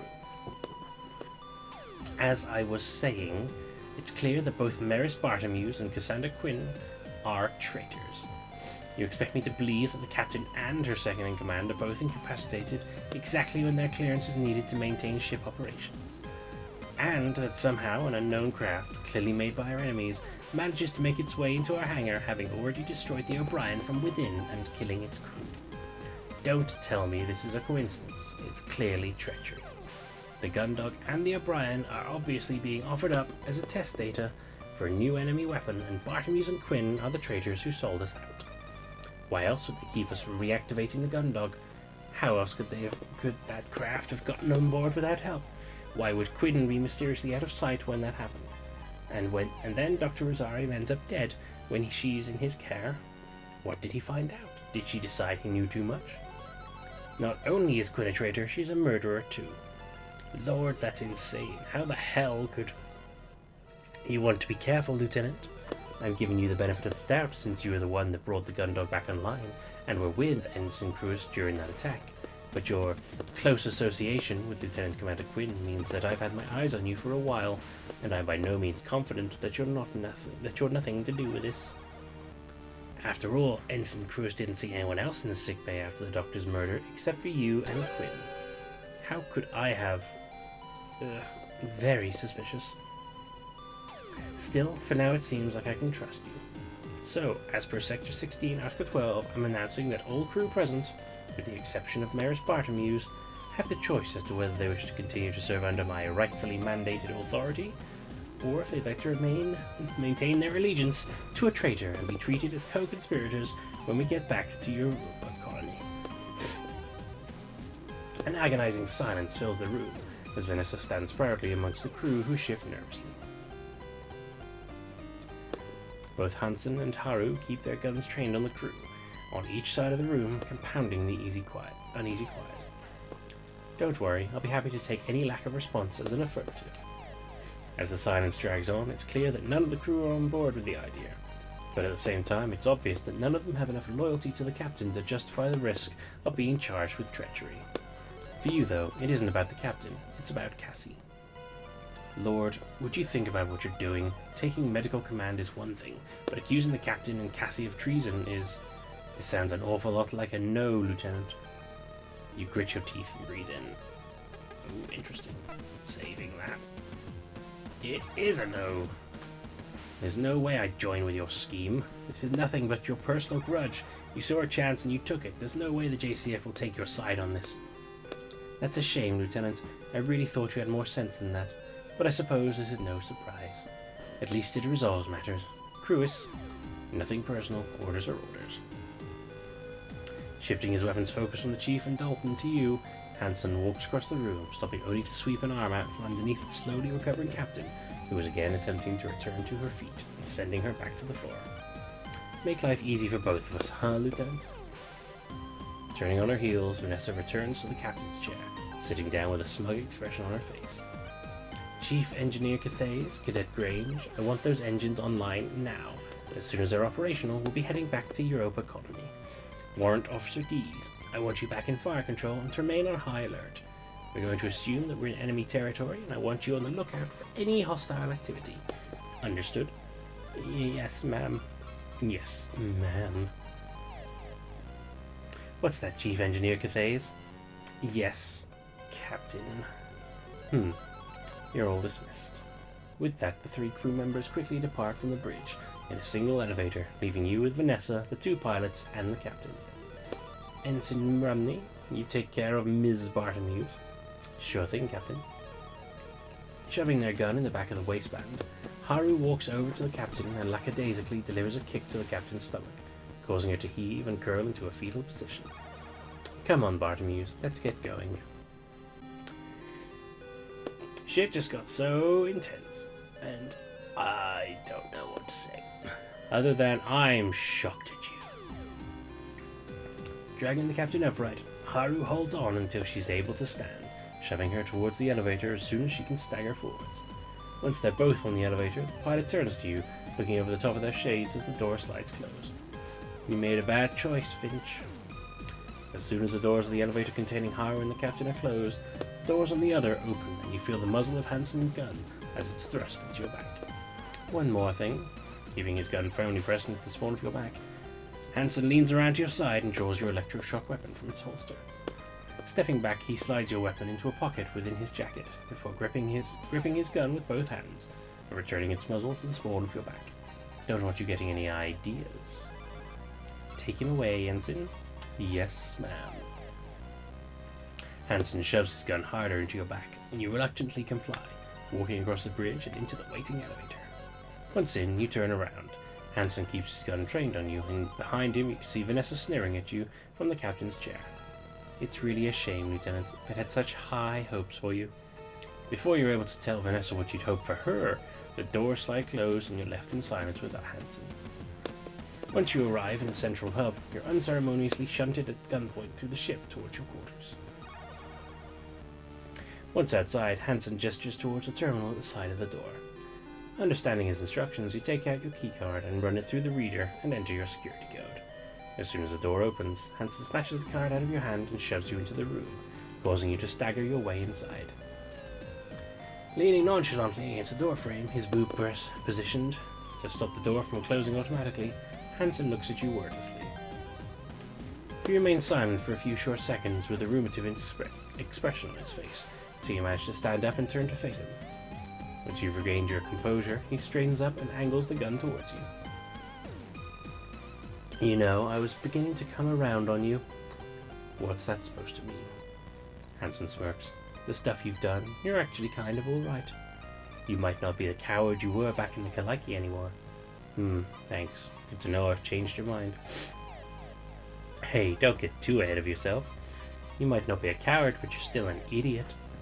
You should have gone with the rest of the crew and sided with Lord. Now you, Bartlemews, and your girlfriend are going to get pulled up on treason. There's no way the JCF's going to believe her. You, Lord Rumney, you're all going to get court-martialed for mutiny. I don't know about that, Finch. Lord's got some pretty serious evidence. She's got it all figured out. This is how it ends, Lieutenant. You're going to go down for some third-rate captain and your airhead girlfriend. Hope it's worth it. It's a shame. I was kind of looking forward to grabbing a drink with you and Rumney back on Europa. Whatever. We'll pour one out for you. Oh, thanks. Hey, don't worry about it. Now, get comfy, Lieutenant. You're going to have a dull trip back to Europa. As Hansen turns to walk away, you leap towards him, aiming to get your hands in the way of the door to prevent it closing. Before you can make it to the door, Hansen pivots and once again levels the gun at you. You stop inches away from the door. Hansen, you prick. You yell, banging your fist on the door. You can't do this. With your head in your hands, you turn back away from the door and sit down on your bunk, your mind racing as you think about Vanessa's mutiny, the prospect of getting court-martialed, and what might happen to Cassie. You're so angry that you can barely think straight. Different thoughts rush through your mind, but you can't focus on one for long until it's replaced by another, and your mind becomes a roiling storm of emotion. Eventually, after much pacing, swearing, and the occasional kick delivered to the now stubbornly shut door, you manage to calm down enough to begin formulating a plan. She's not going to get away with this. April 24th, Planetary Calendar 214. Jesus! Following the murder of Dr. Rosarium, Lieutenant Lord takes command of the JFS Gundog on the grounds that both the captain and her second in command are unfit for duty. Chili? Yeah. I'm gonna go for a shower, dude. Okay, then. I love you. At her first act, Captain Lord has Maris Bartlemews and Lieutenant Commander Quinn confined to their quarters on suspicion of treason. The ship's security officer, Lieutenant Me, is also confined to his quarters after refusing to follow the new chain of command. Jovian Space. My quarters. The Jovian patrol ship JFS Gundog. You wince and draw your hand back from the wall panel next to your bunk. After spending half an hour unsuccessfully trying to find the catch to remove the panel, all you manage to do is snag your nail on an edge and tear it. With a loud exhalation, you move from your bed to the computer terminal on the other side of the room. You idly hit a few keys, but the only response you get is the screen displaying the same familiar text as the last few times you tried it. Access denied, insufficient authority. As easy as it was to hate her, you have to give Vanessa credit. Her machinations had clearly been well thought through. Nothing had been missed when it came to making sure you would remain in prison. You hadn't noticed it when you'd awoken earlier, but someone must have gone through your quarters while you were unconscious. Small items like your nail scissors and metal bookmark had been taken, leaving you with nothing to pry open the access panels. Sitting down in the chair in front of the terminal, you wonder how long she'd been planning this, and how much she'd accounted for. Placing your elbows on the keyboard and your head in your hands, you sigh again. You'd gone through every trick you'd learned in your time as a security officer, and none of them were helping you get out of here. Leaning back and looking at your watch, you see it's been nearly 6 hours since you've been imprisoned. You say wash? Yes, my watch. My mouth is getting a little bit on the dead side because I've been talking a lot. Peanut's still buried. Buried pee-pee. Peanut. No sudden eruption of puppy. No, don't do that. She'll start barking. True. Peanut. Pee-pee. Peanut. Oh, there she is.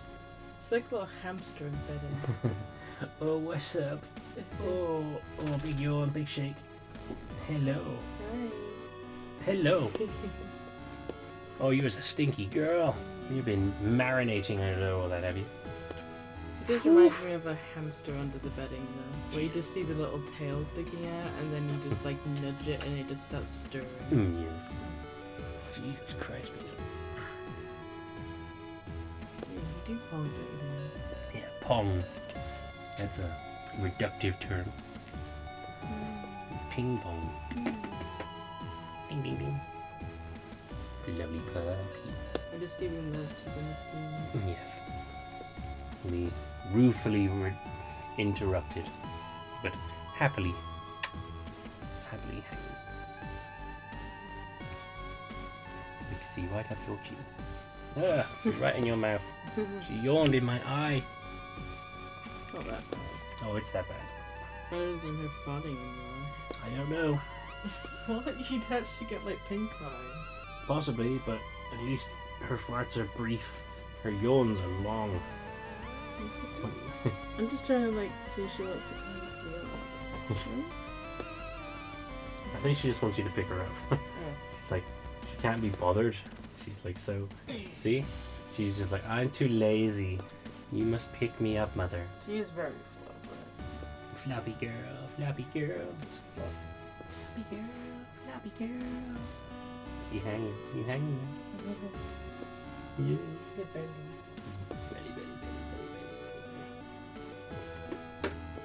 Oh no, Good. you have angered the pee-pee.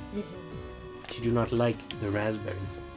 She loved the raspberries. She do not like the raspberries. I think she does. They anger her. They fill her with a fury that cannot be quenched.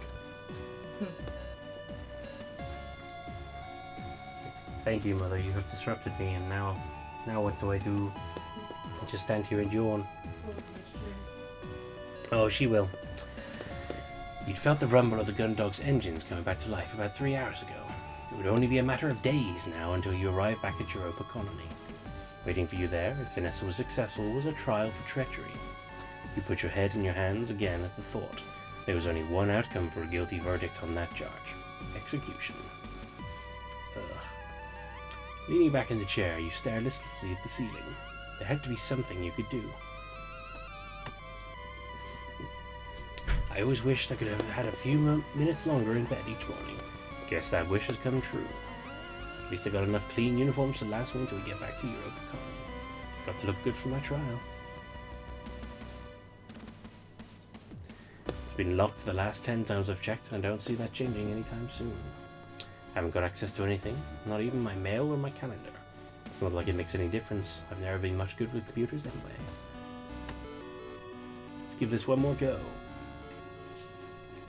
You clamber up onto your bed and once again run your fingertips around the edge of the panel, trying to find any give or sign of a catch that you can use to remove the panel. Unlike the cover for the emergency mechanism in the airlock, this panel is clearly designed not to be removed using bare hands.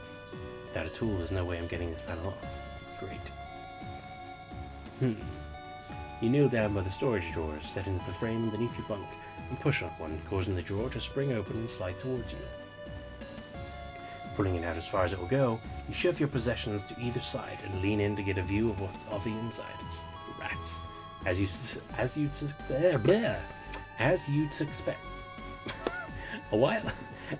suspected. I don't know why that was so hard.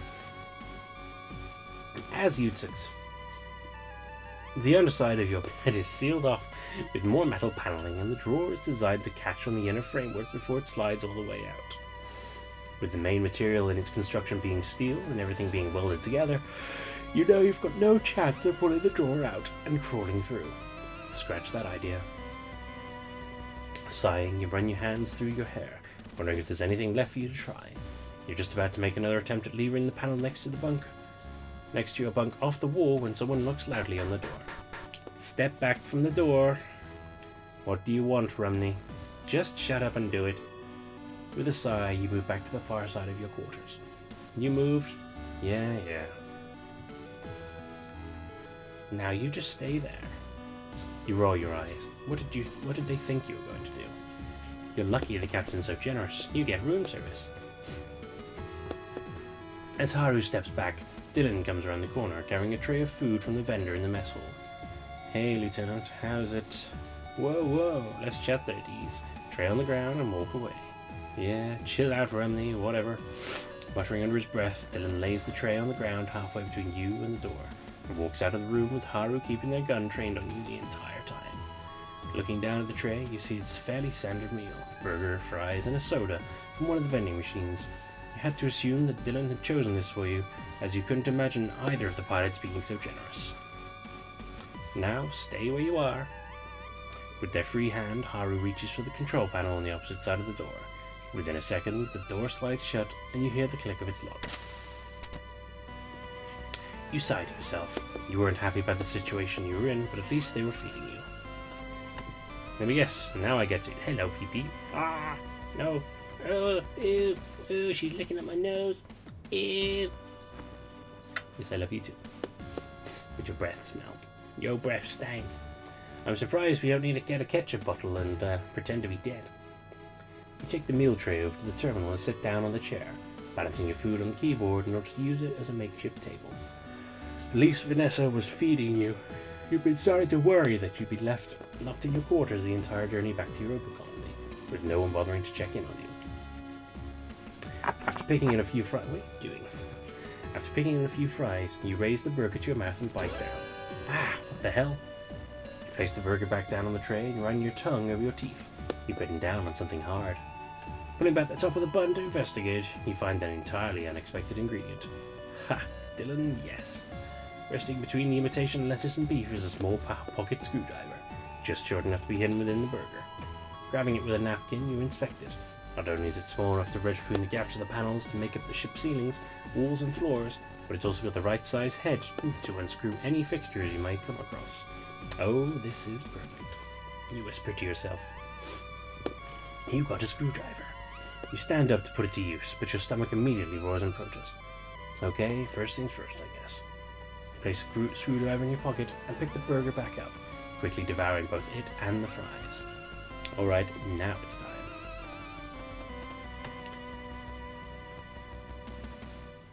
So I still have Cassandra's keycard. Now I've got the screwdriver.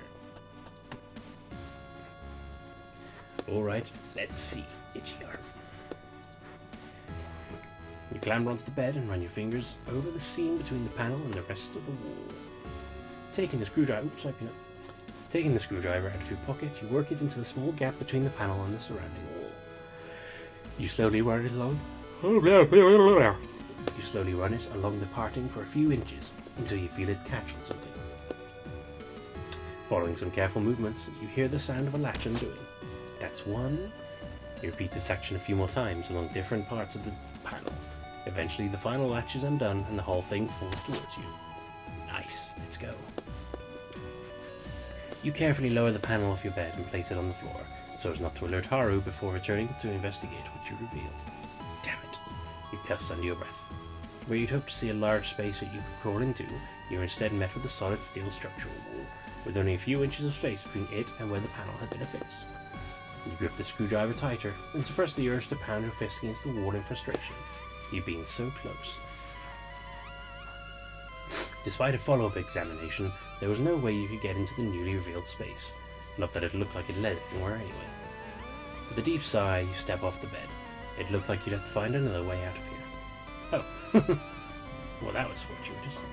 You pace around your quarters, stopping every now and then to run your fingers over everything that looks like it might be a seam that could grant you access to the ship's internal structure. Unlike the panels you'd used elsewhere in the ship, every part of your quarters seemed to be perfectly sealed. The panel by your bunk had been the best bet, and that had led you nowhere. Continue to pace around the room, following the same path again and again, trying everything multiple times in the hope that you missed something. Eventually, you're left stood in the middle of the room, with nothing, almost vibrating with irritation. Come on, there's got to be something. Your leg twitches with the nervous energy, continuously bringing the metal heel of your boot down on the floor. Hang on. You bring your foot down on the floor a few more times, noting the hollow sounding ring each time the metal heel of your footwear meets the floor. This sounds like something worth investigating. You inspect the floor panel below you, finding where it meets another panel, and kneeling down to run your hands over where there's a visible gap between the two. Oops, sorry. You take the screwdriver from your pocket and slide it into the gap in the seams between the floor panels. You slowly begin to slide it along the seam, and it's only a few seconds before you feel it catch on something. Using a knowledge of how the catches work from the wall panel you're easily able to undo each one you run into, the panel noticeably lifting away from the floor with each catch that's released. After a few minutes of work, you undo the last catch. Despite its unwieldy size, you're able to shift the panel out of its original position without creating much noise, revealing a 3-foot drop down into a small tunnel that disappears into darkness in both directions. Wiping the sweat from your brow, you dust off your hands as you look over the passageway you'd revealed. Well, there's my way out. There's no sense in hanging around. The door's locked. Even if I could, Hansen and Haru out there. It's not going to be that easy. As you stand above the entrance that you've just revealed, you look around your quarters one more time. Let's see, is there anything else I need to do in here, or should I get going? Once I go, there's no coming back. You mull over the decision for a while, spending some time peering into the darkness of the cruelway. Eventually, you decide to stay in your quarters for just a little bit longer. You don't know why, but something about committing to the decision makes you hesitate. Not yet. There's no way I can fit in the gap. Even if I could, it doesn't look like it leads anywhere. I should get moving. There's no one here right now.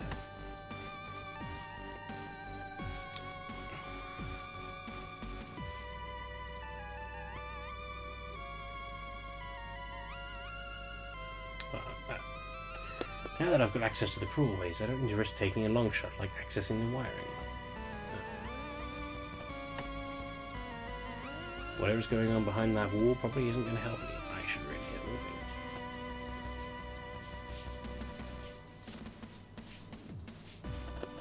Okay, why would I even have that option? That doesn't make sense. You mull over your decision for a while, spending some time peering into the darkness of the crawlway. Eventually you decide, oh no, what? I thought I said... Oh, leave. You gaze into the darkness that lies ahead of you.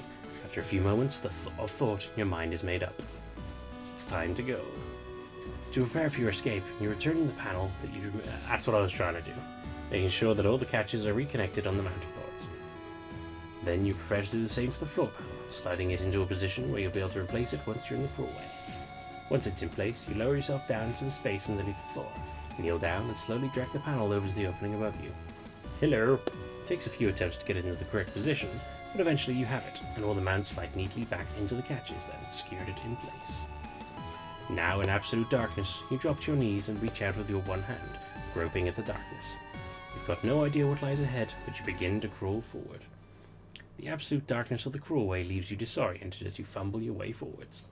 Every now and again you hit a corner, a drop, or a rise that adjusts your trajectory.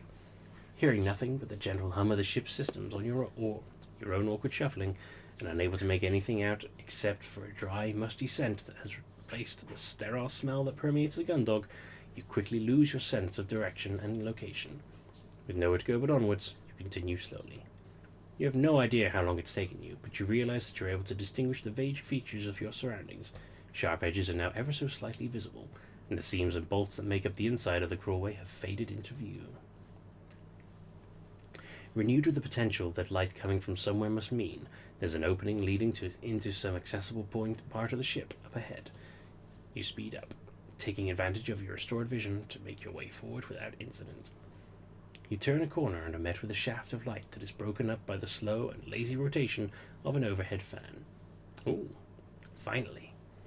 As you continue toward the light, you also see that your singular path is now divided with new routes branching off in different directions, albeit with no indication of where they might lead. Thank you for helping, PP.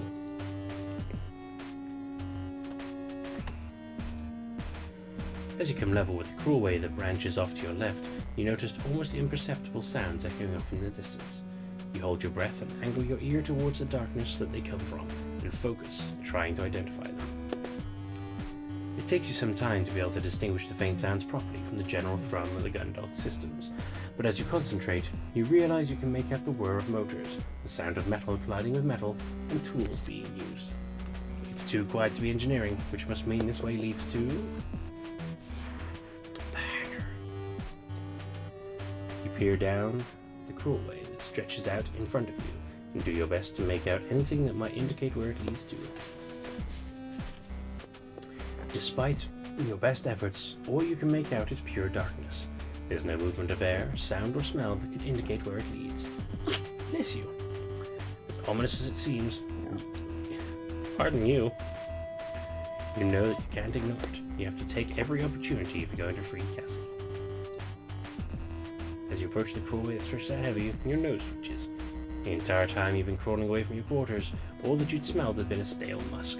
Not unpleasant, but a clear indicator that these crawlways were not used regularly, and certainly weren't as well ventilated as the rest of the ship. Now, though, you could pick out the slight hint of something new, but also familiar. You pause to sniff the air, trying to identify the light hints of fragrance that drift your way. Taking in a few deep breaths, you pick up notes of something sweet, but also with a slight burning tang, topped off with a chemical tinge. I think I know where this leads.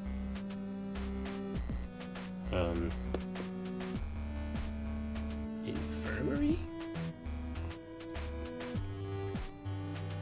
As you twist to change your position in order to examine one of the new crawlways you found, you lay your hand on the wall and notice a slight but constant vibration.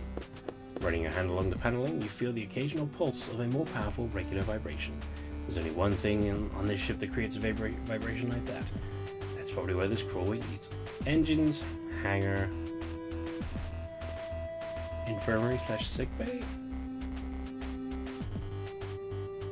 cafeteria.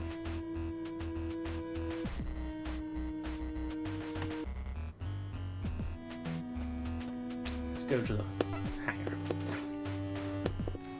Moving away from the illuminated nexus between the various crawlways, you follow another twisting path of identical, indistinguishable tunnels, and it doesn't take long for you to find yourself in total darkness once again. Unlike your journey from the quarters to the lit segment you've just taken a break at, you were confident of where you were heading as the previously muffled sounds were growing louder with every corner you turned. The erratic noises of different pieces of machinery and equipment punctuate your journey with the irregular rhythm. Unlike the constant background noise of the engineering department, this was the sound of someone hard at work. As you continue to move through the twisting shaft, you notice a strange sense of lightness to your movements, which you initially dismiss as numbness from the time spent hunched over and crawling. It isn't until you push against the floor with one leg and inadvertently send yourself gently gliding forward that you realize you're leaving the area under the influence of the ship's gravity net.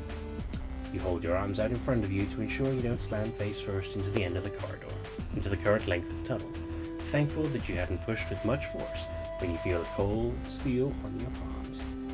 Feeling around to determine the direction you'd be heading in next, you eventually identify a turn to the right and carefully prepare yourself off the crawlway wall. Soon enough, you manage to adapt to this method of movement, propelling yourself by pushing off the tunnel walls or pulling yourself along the occasional pipe or protrusion.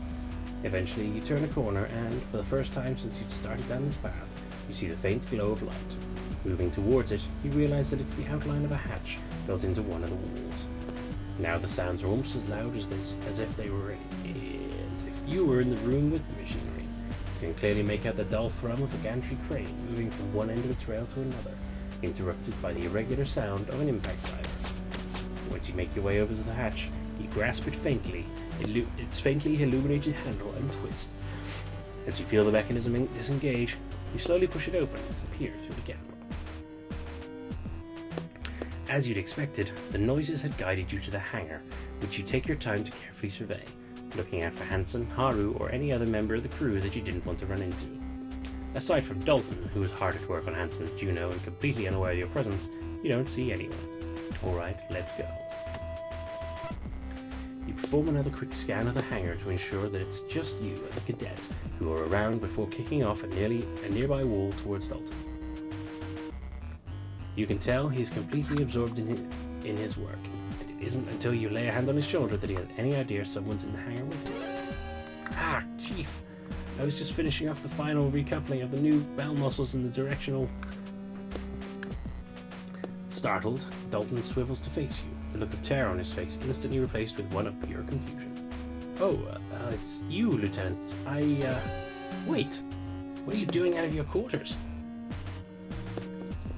You're supposed to be locked up until we get back to Europa. They said you're a traitor. Is this a breakout? You've come to take me out? It's part of your conspiracy? Oh no, help, help! In his panic, Dalton shoves you away from him, then turns and scrambles away using whatever purchase he can find on the armored frame surface. Once out of your reach, he kicks off the machine. Fortunately for you, he doesn't make solid contact, his feet instead catching at it at an awkward angle, which sends him drifting slowly, despite his writhing and thrashing. Dalton, shut up and get back here. You launch yourself after him, managing to grab his ankle, anchoring yourself to the front of the Juno with your free hand before he's too far away. Despite his loud protestations and best attempts to free himself, you drag the cadet back towards the Juno. Help, help, I'm gonna be... As he continues to thrash around, it takes most of your strength to pin Dalton to the armored frame, a challenge that is made all the more difficult by the lack of gravity. Using your legs to brace yourself on a nearby safety rail, you pin him with one arm and cover his mouth with the other, making sure that he isn't going anywhere or alerting anyone. Dalton, please calm down. I'm not here to hurt you, I'm here to... Cadet, get a hold of yourself. I'm not here to hurt you. That's right, just take it easy. I'm going to let go of you, okay? I just want to talk. Apprehensively, you slowly release your grip on Dalton and remove your hand from his mouth. He slumps into the microgravity, remaining in place. But Lieutenant, you shouldn't be out here. They said that you were a co-conspirator with Commander Quinn and the Captain, that you had to be... Who said that, Dalton? I mean, Captain Lord and the Ensign said... And do you really believe them? Well, that's, But she said... You sigh with exasperation, holding up both of your hands to stop Dalton before he spirals back into an anxious ramble. If I was a traitor to this ship, do you think I would have done everything I've done to make sure that everyone has stayed safe? Like getting the power back online, securing that machine? Look, I'm sorry I scared you, Cadet, but this is really important. Lieutenant Lord is lying about everything. Captain Bartmuse and Commander Quinn have nothing to do with what's been happening, and there's no way that Quinn could have killed the Doctor. That's why I'm here. I need your help to... Hey! You hear Ensign Remney's call echo across the hangar. Fortunately, the two of you are behind the Juno and can't be seen from the entrance. Taking advantage of this, you shunt Dalton towards them, using him as a distraction as you slip into the Juno's open cockpit and out of sight. For a moment, you consider closing the hatch, but you realize there's no way Haru would miss that happening, and with Dalton floating towards them, they'd instantly get suspicious. Instead, you get as far back into the cockpit as you can and freeze. Whoa, geez, kid, be careful. What were you doing floating around like that? What's with the screaming? Something happened in here? Oh, I was just what? What's going on here, huh? Holding your breath and staying as still as possible, your grip tightens onto the back of the seat. All you can do is hope that Dalton doesn't give you away. Well, it's because Kid, spit it out. Is there something wrong with the AF? Oh, no, there's nothing wrong. Nothing. It's all fine. It's just... Seriously, what have you done? Do I need to check it out? You hold your breath and grit your teeth. The sound of what you had to presume was Haru knocking on the frame's armor rings through the cockpit. It was nothing. I just got the impact driver caught in my jumpsuit, and then it started going because I accidentally hit the trigger and everything started bunching up and I couldn't stop it because... Alright, kid. Okay, take it easy. Yes, Ensign. You all good? Yes, Ensign. Thank you. I got it off by... Okay, cool. Gotta just, stay calm next time, alright? Oh, yes, Ensign. I will. Sorry. Alright, well, if that's it. Yes, Ensign. It is. Nothing to worry about. Take it easy, kid. You remain still within the tense silence, doing your best not to move, trying as hard as you can not to even breathe. As far as you can tell, Haru had left. But you have no way of knowing for sure. Remaining motionless, you stay hidden in the cockpit until... Lieutenant, it's safe to come out now. You feel a little guilty for your paranoia, but wanting to make sure you're ready for anything, you assume Ensign Rumney is waiting in ambush and spring out of the cockpit. Fortunately, all you're met with is a still hangar and a fretful Cadet Grange. Sorry about that, Lieutenant. I didn't mean to get you in trouble. I just... Looking around to make certain that you're alone with Dalton once again, it's a few seconds before you respond. Hey, don't worry about it, Cadet. Thank you for covering for me. Yeah, no problem. But what do you want from me? Why are you here? I didn't want to believe what they said about you and the captain and the commander, but after they locked you up, I heard Ensign Cruish say that... Dalton, hey, calm down, it's okay. Sorry. Take a deep breath and close your eyes, sighing before you begin. Something about asking the cadet for his help seemed wrong. Although he was working on a JCF ship, he was basically still just a kid, but you knew that he had the technical skills you needed. I'm here for your help, Dalton. If I can't get control of the ship back from Lieutenant Lord, then both the captain and Commander Quinn are going to get executed as traitors. I can't do it alone. I need the help of someone who knows all the systems of the ship, and that's you. You want my help? That's right. You know your way around the ship almost as well as the chief. You could really help me out here, Cadet. As you talk, Dalton begins to fidget with his gloves, glancing around nervously as he does. I've got just to do something over there quickly. Once again, you reach out to grab him, but this time Dalton manages to evade you. His feet firmly plant on the Juno and he propels himself toward the opposite side of the hangar, disappearing behind some of the remaining storage crates. Damn it, Dalton.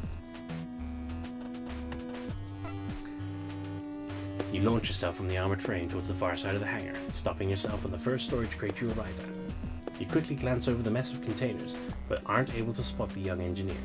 Quickly, but quietly, you begin moving from crate to crate, looking for any sign of the cadet amongst the disorganization. As you pass by an inconspicuous cluster of containers, you hear the rustle of a jumpsuit and the sharp intake of breath. You pause and turn your attention to some crates opposite to where you'd heard the noise come from, giving them a few seconds to fake investigation before launching yourself towards the nook that Dalton had hidden himself in. Why? Dalton, please calm down. I just want to talk to you, okay? Dalton. Yeah. Okay. I promise, Cadet. I wouldn't be here if I didn't really need your help. But right now, with Lieutenant Lord in charge of the ship, we're all in a huge amount of danger. It's not just the commander and captain, it's all of us. We don't know what's going on with this. You gesture at the strange craft. Thing. We don't even know if it's actually deactivated. We could still be in danger. How are we going to deal with it? How are we going to deal with it if half our crew is locked up and the other half is on guard duty? All I need is a little bit of your help. If I can prove Commander Quinn innocent, then that's one major blow to Lord's justification for this mutiny. After that, we can prove that the captain is innocent too. From there, no one on board will side with Lord. They'll know it'll be them up for execution as traitors. But I can't do this alone. That's why I need you. I know the Chief's taught you a lot already. With your help, I can get this done before we get anywhere near Europa. Oh, well, thank you, but Dalton, you lay your hand on his shoulder. Please. Well, Why do you want me, Lieutenant? I mean, are you sure? I'm just a cadet. I don't really know that much of anything. Are you sure it's my help you want? Like, I just mean that maybe you should think about it, is all. If that's okay. Dalton. Oh, Lieutenant, it's you again. Do you still need my help? I mean, not that I won't help you if you need me. It's just that maybe there's someone else who can help you. Someone who isn't me. I just think that I might not be who you want. I would, though, if you needed it. I need your help. Dalton, look. I know this is scary, but if we don't do this, then the whole ship is in danger. You're a good cadet, but you do your best to do everything right, and it's got to be tough to know you're going against the chain of command. We can't let Vanessa get away with this. There's too much at stake. You, me, and everyone on board. We're all at risk. So I need your help, cadet. I don't have the skills to get this done without you. Are you sure no one else can help? I just think maybe you should ask someone else. I just don't really. I'm gonna do a quick save and say maybe there are other options. Dalton and I. You look at the cadet for a moment, his watery eyes looking up at you, and you notice a slight tremble of his lower lip. I'm going to take a look at some other options, but hang on, okay? I might still need your help. Right, okay, Lieutenant. I should look around and see if there's anyone else who can help me out. Cruel ways. So... definitely go to the engines, because I know that Chief Cassays will definitely help me. Confident that you knew where this path would lead, you resume your journey through the ship's cruelways, steadily heading away from the light and towards more darkness. With a mere 2 turns, you're once again enveloped in the blackness of the ship's inner workings, and you carefully shuffle forward, making sure not to let any sudden obstacles or shifts in direction catch you off guard. At first, the constant vibrations were only noticeable when you made a special effort to feel for them in the walls or floor of the cruelway, but as you continue, you start to sense them passing through you. Eventually, they turn from a physical sensation to a constant noise that fills the dark tunnels. You find yourself moving in time with the rhythm that pulses through you, inching forward with each beat of you feel. For every length of cruel way that you clear, the sensation grows stronger and stronger, leaving you to wonder how the engines haven't shaken the ship apart yet. It's not long before you eventually turn another corner and are met with a shower of illumination. Shafts of light fall around you from the grating above, all the more visible due to the cloud of dust you've kicked up on your travels. Moving forward and looking up through the grating, you recognize enough machinery to know that you're near the entrance to the engineering department. You tentatively test the grate above you by pushing against it with your forearm, and find that it lifts away freely, with no need to unfasten any screws, bolts, or fastenings. A welcome relief from the catches and clasps you've had to deal with so far. Twisting onto your back so that you can better manipulate the grating without creating any noise, you've only just begun to push upwards when it slams back down in place with a loud clang. You quickly release the grating and, with no time to swivel onto your front to crawl away, start shuffling back towards the dark hallways. Before you can get out of there, you see the soles of a pair of boots step over you, clanking against the steel grille of the flooring above. Fancy meeting you here, Lieutenant? With a terrifyingly effortless ease, the chief squats down and pulls up the grating with one hand. With the other, she grabs you by the collar and yanks you out of the cruelway, roughly depositing you on the floor before replacing the grating. You got permission from the captain to be out and about? Chief, Hold that thought, Lieutenant. Come here. Taking hold of your upper arm with a grip more powerful than you could have suspected, the chief begins to drag you away. You struggle to try and free yourself, but a combination of her raw strength and you being constantly off balance makes escape impossible. Chief, hey, give me a second to explain. Chief, come on. Stopping only to swipe her keycard through a terminal next to a door, the chief continues to drag you behind her as she marches on into the newly unlocked area. Only once she's put some distance between her and the entrance does she stop, throwing you in front of her as she does. Alright, Lieutenant, we can talk now. Chief, damn it, I was trying to explain. Why do you think I brought you here, Lieutenant? The entrance to this department's wide open. Didn't want anyone catching sight of you somewhere you shouldn't be. Especially not if it gets me mixed up in the whole cluster. Impressed you even managed to find your way into the crawlways, to be honest. Don't know how you got in there, though. Access from the crawlers would... As the chief's attention is pulled away from you by the hypotheticals of your escape, you assume that, given she's not raised the alarm, she isn't going to be dragging you back to your quarters or handing you over to the ensigns. Oh, someone hid this in my meal. I used it to... Aha, so that's what Deeds wanted it for. He told me he needed it to replace the batteries in his cassette player. I told him to bring it to me and I could install some extra long-life military issue ones.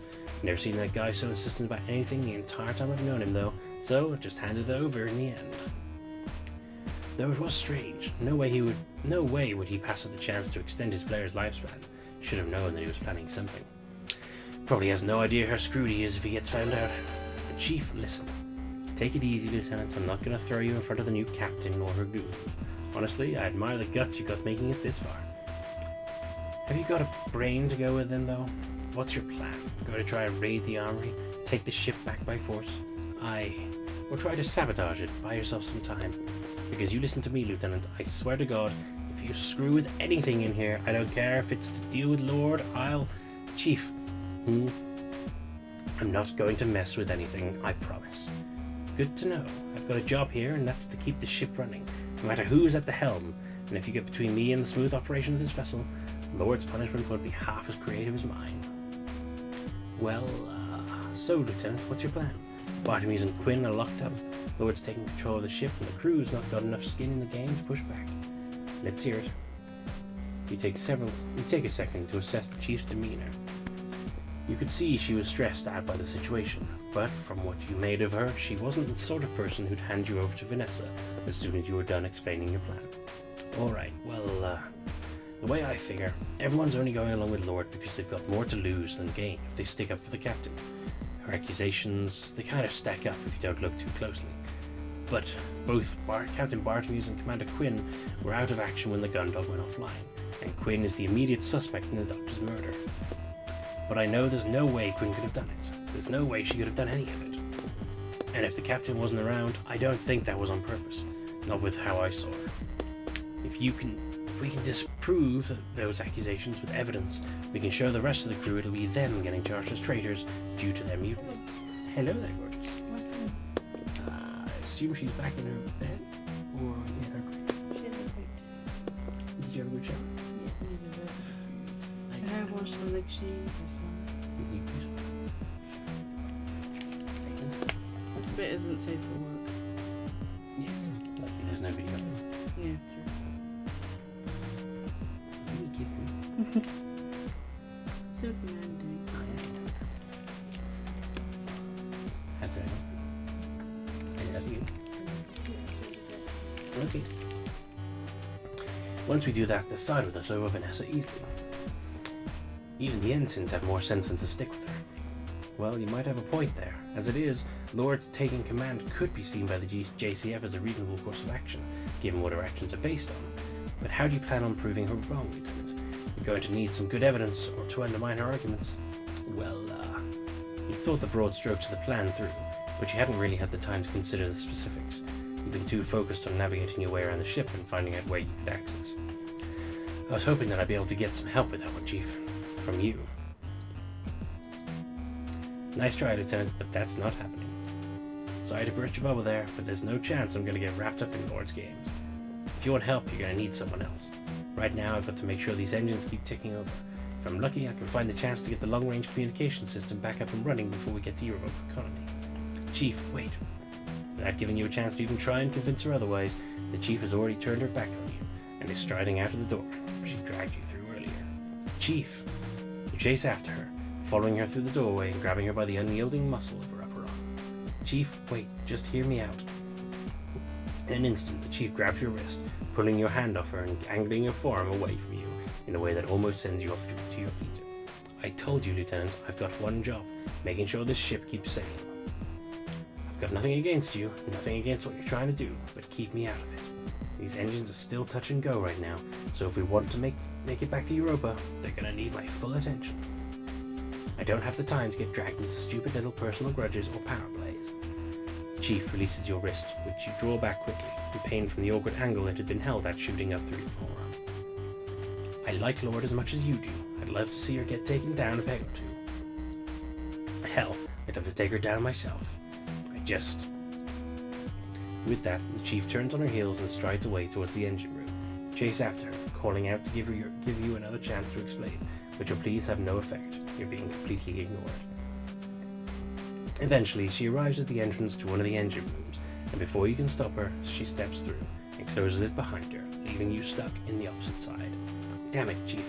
I need your help. There's got to be something I can do to get her to listen to me. If I could talk to her one more time, I'm sure she'd come around. She'd probably be a lot more helpful than Dalton, that's for sure.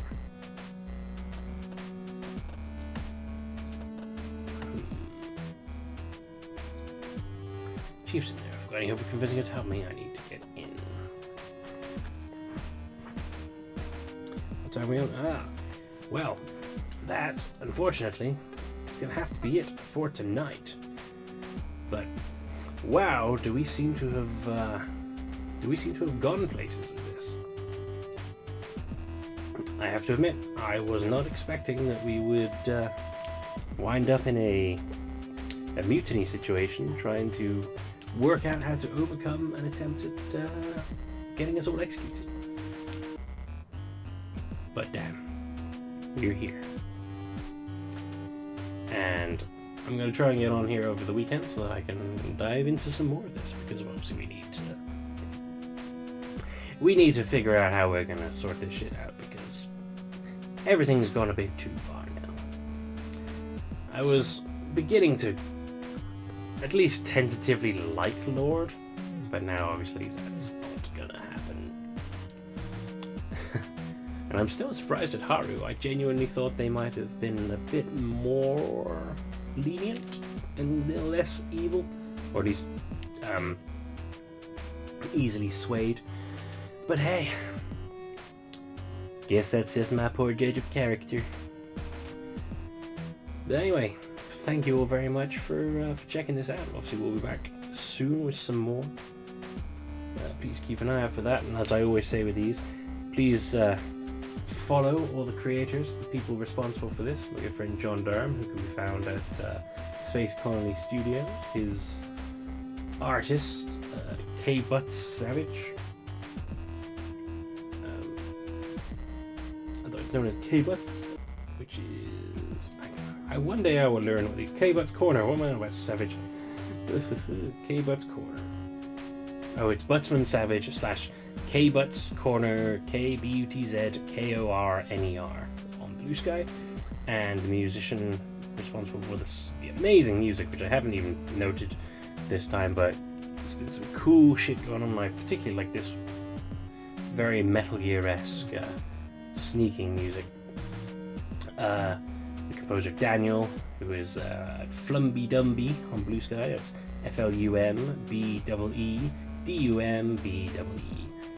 Check them all out, give them all a good follow, and check out anything else if you want to see the previous parts or the rest of the videos in this series or anything else that I've done, all on YouTube with the TARDIS tent, all that jazz. But yes, other than all that, I hope you guys have a good rest of your week. I hope you don't get accused of being a traitor and locked up for standing by people who you believe in, and being sort of forced into a dark position by people attempting to usurp power over you. And I will see you next time. Bye bye. Bye bye.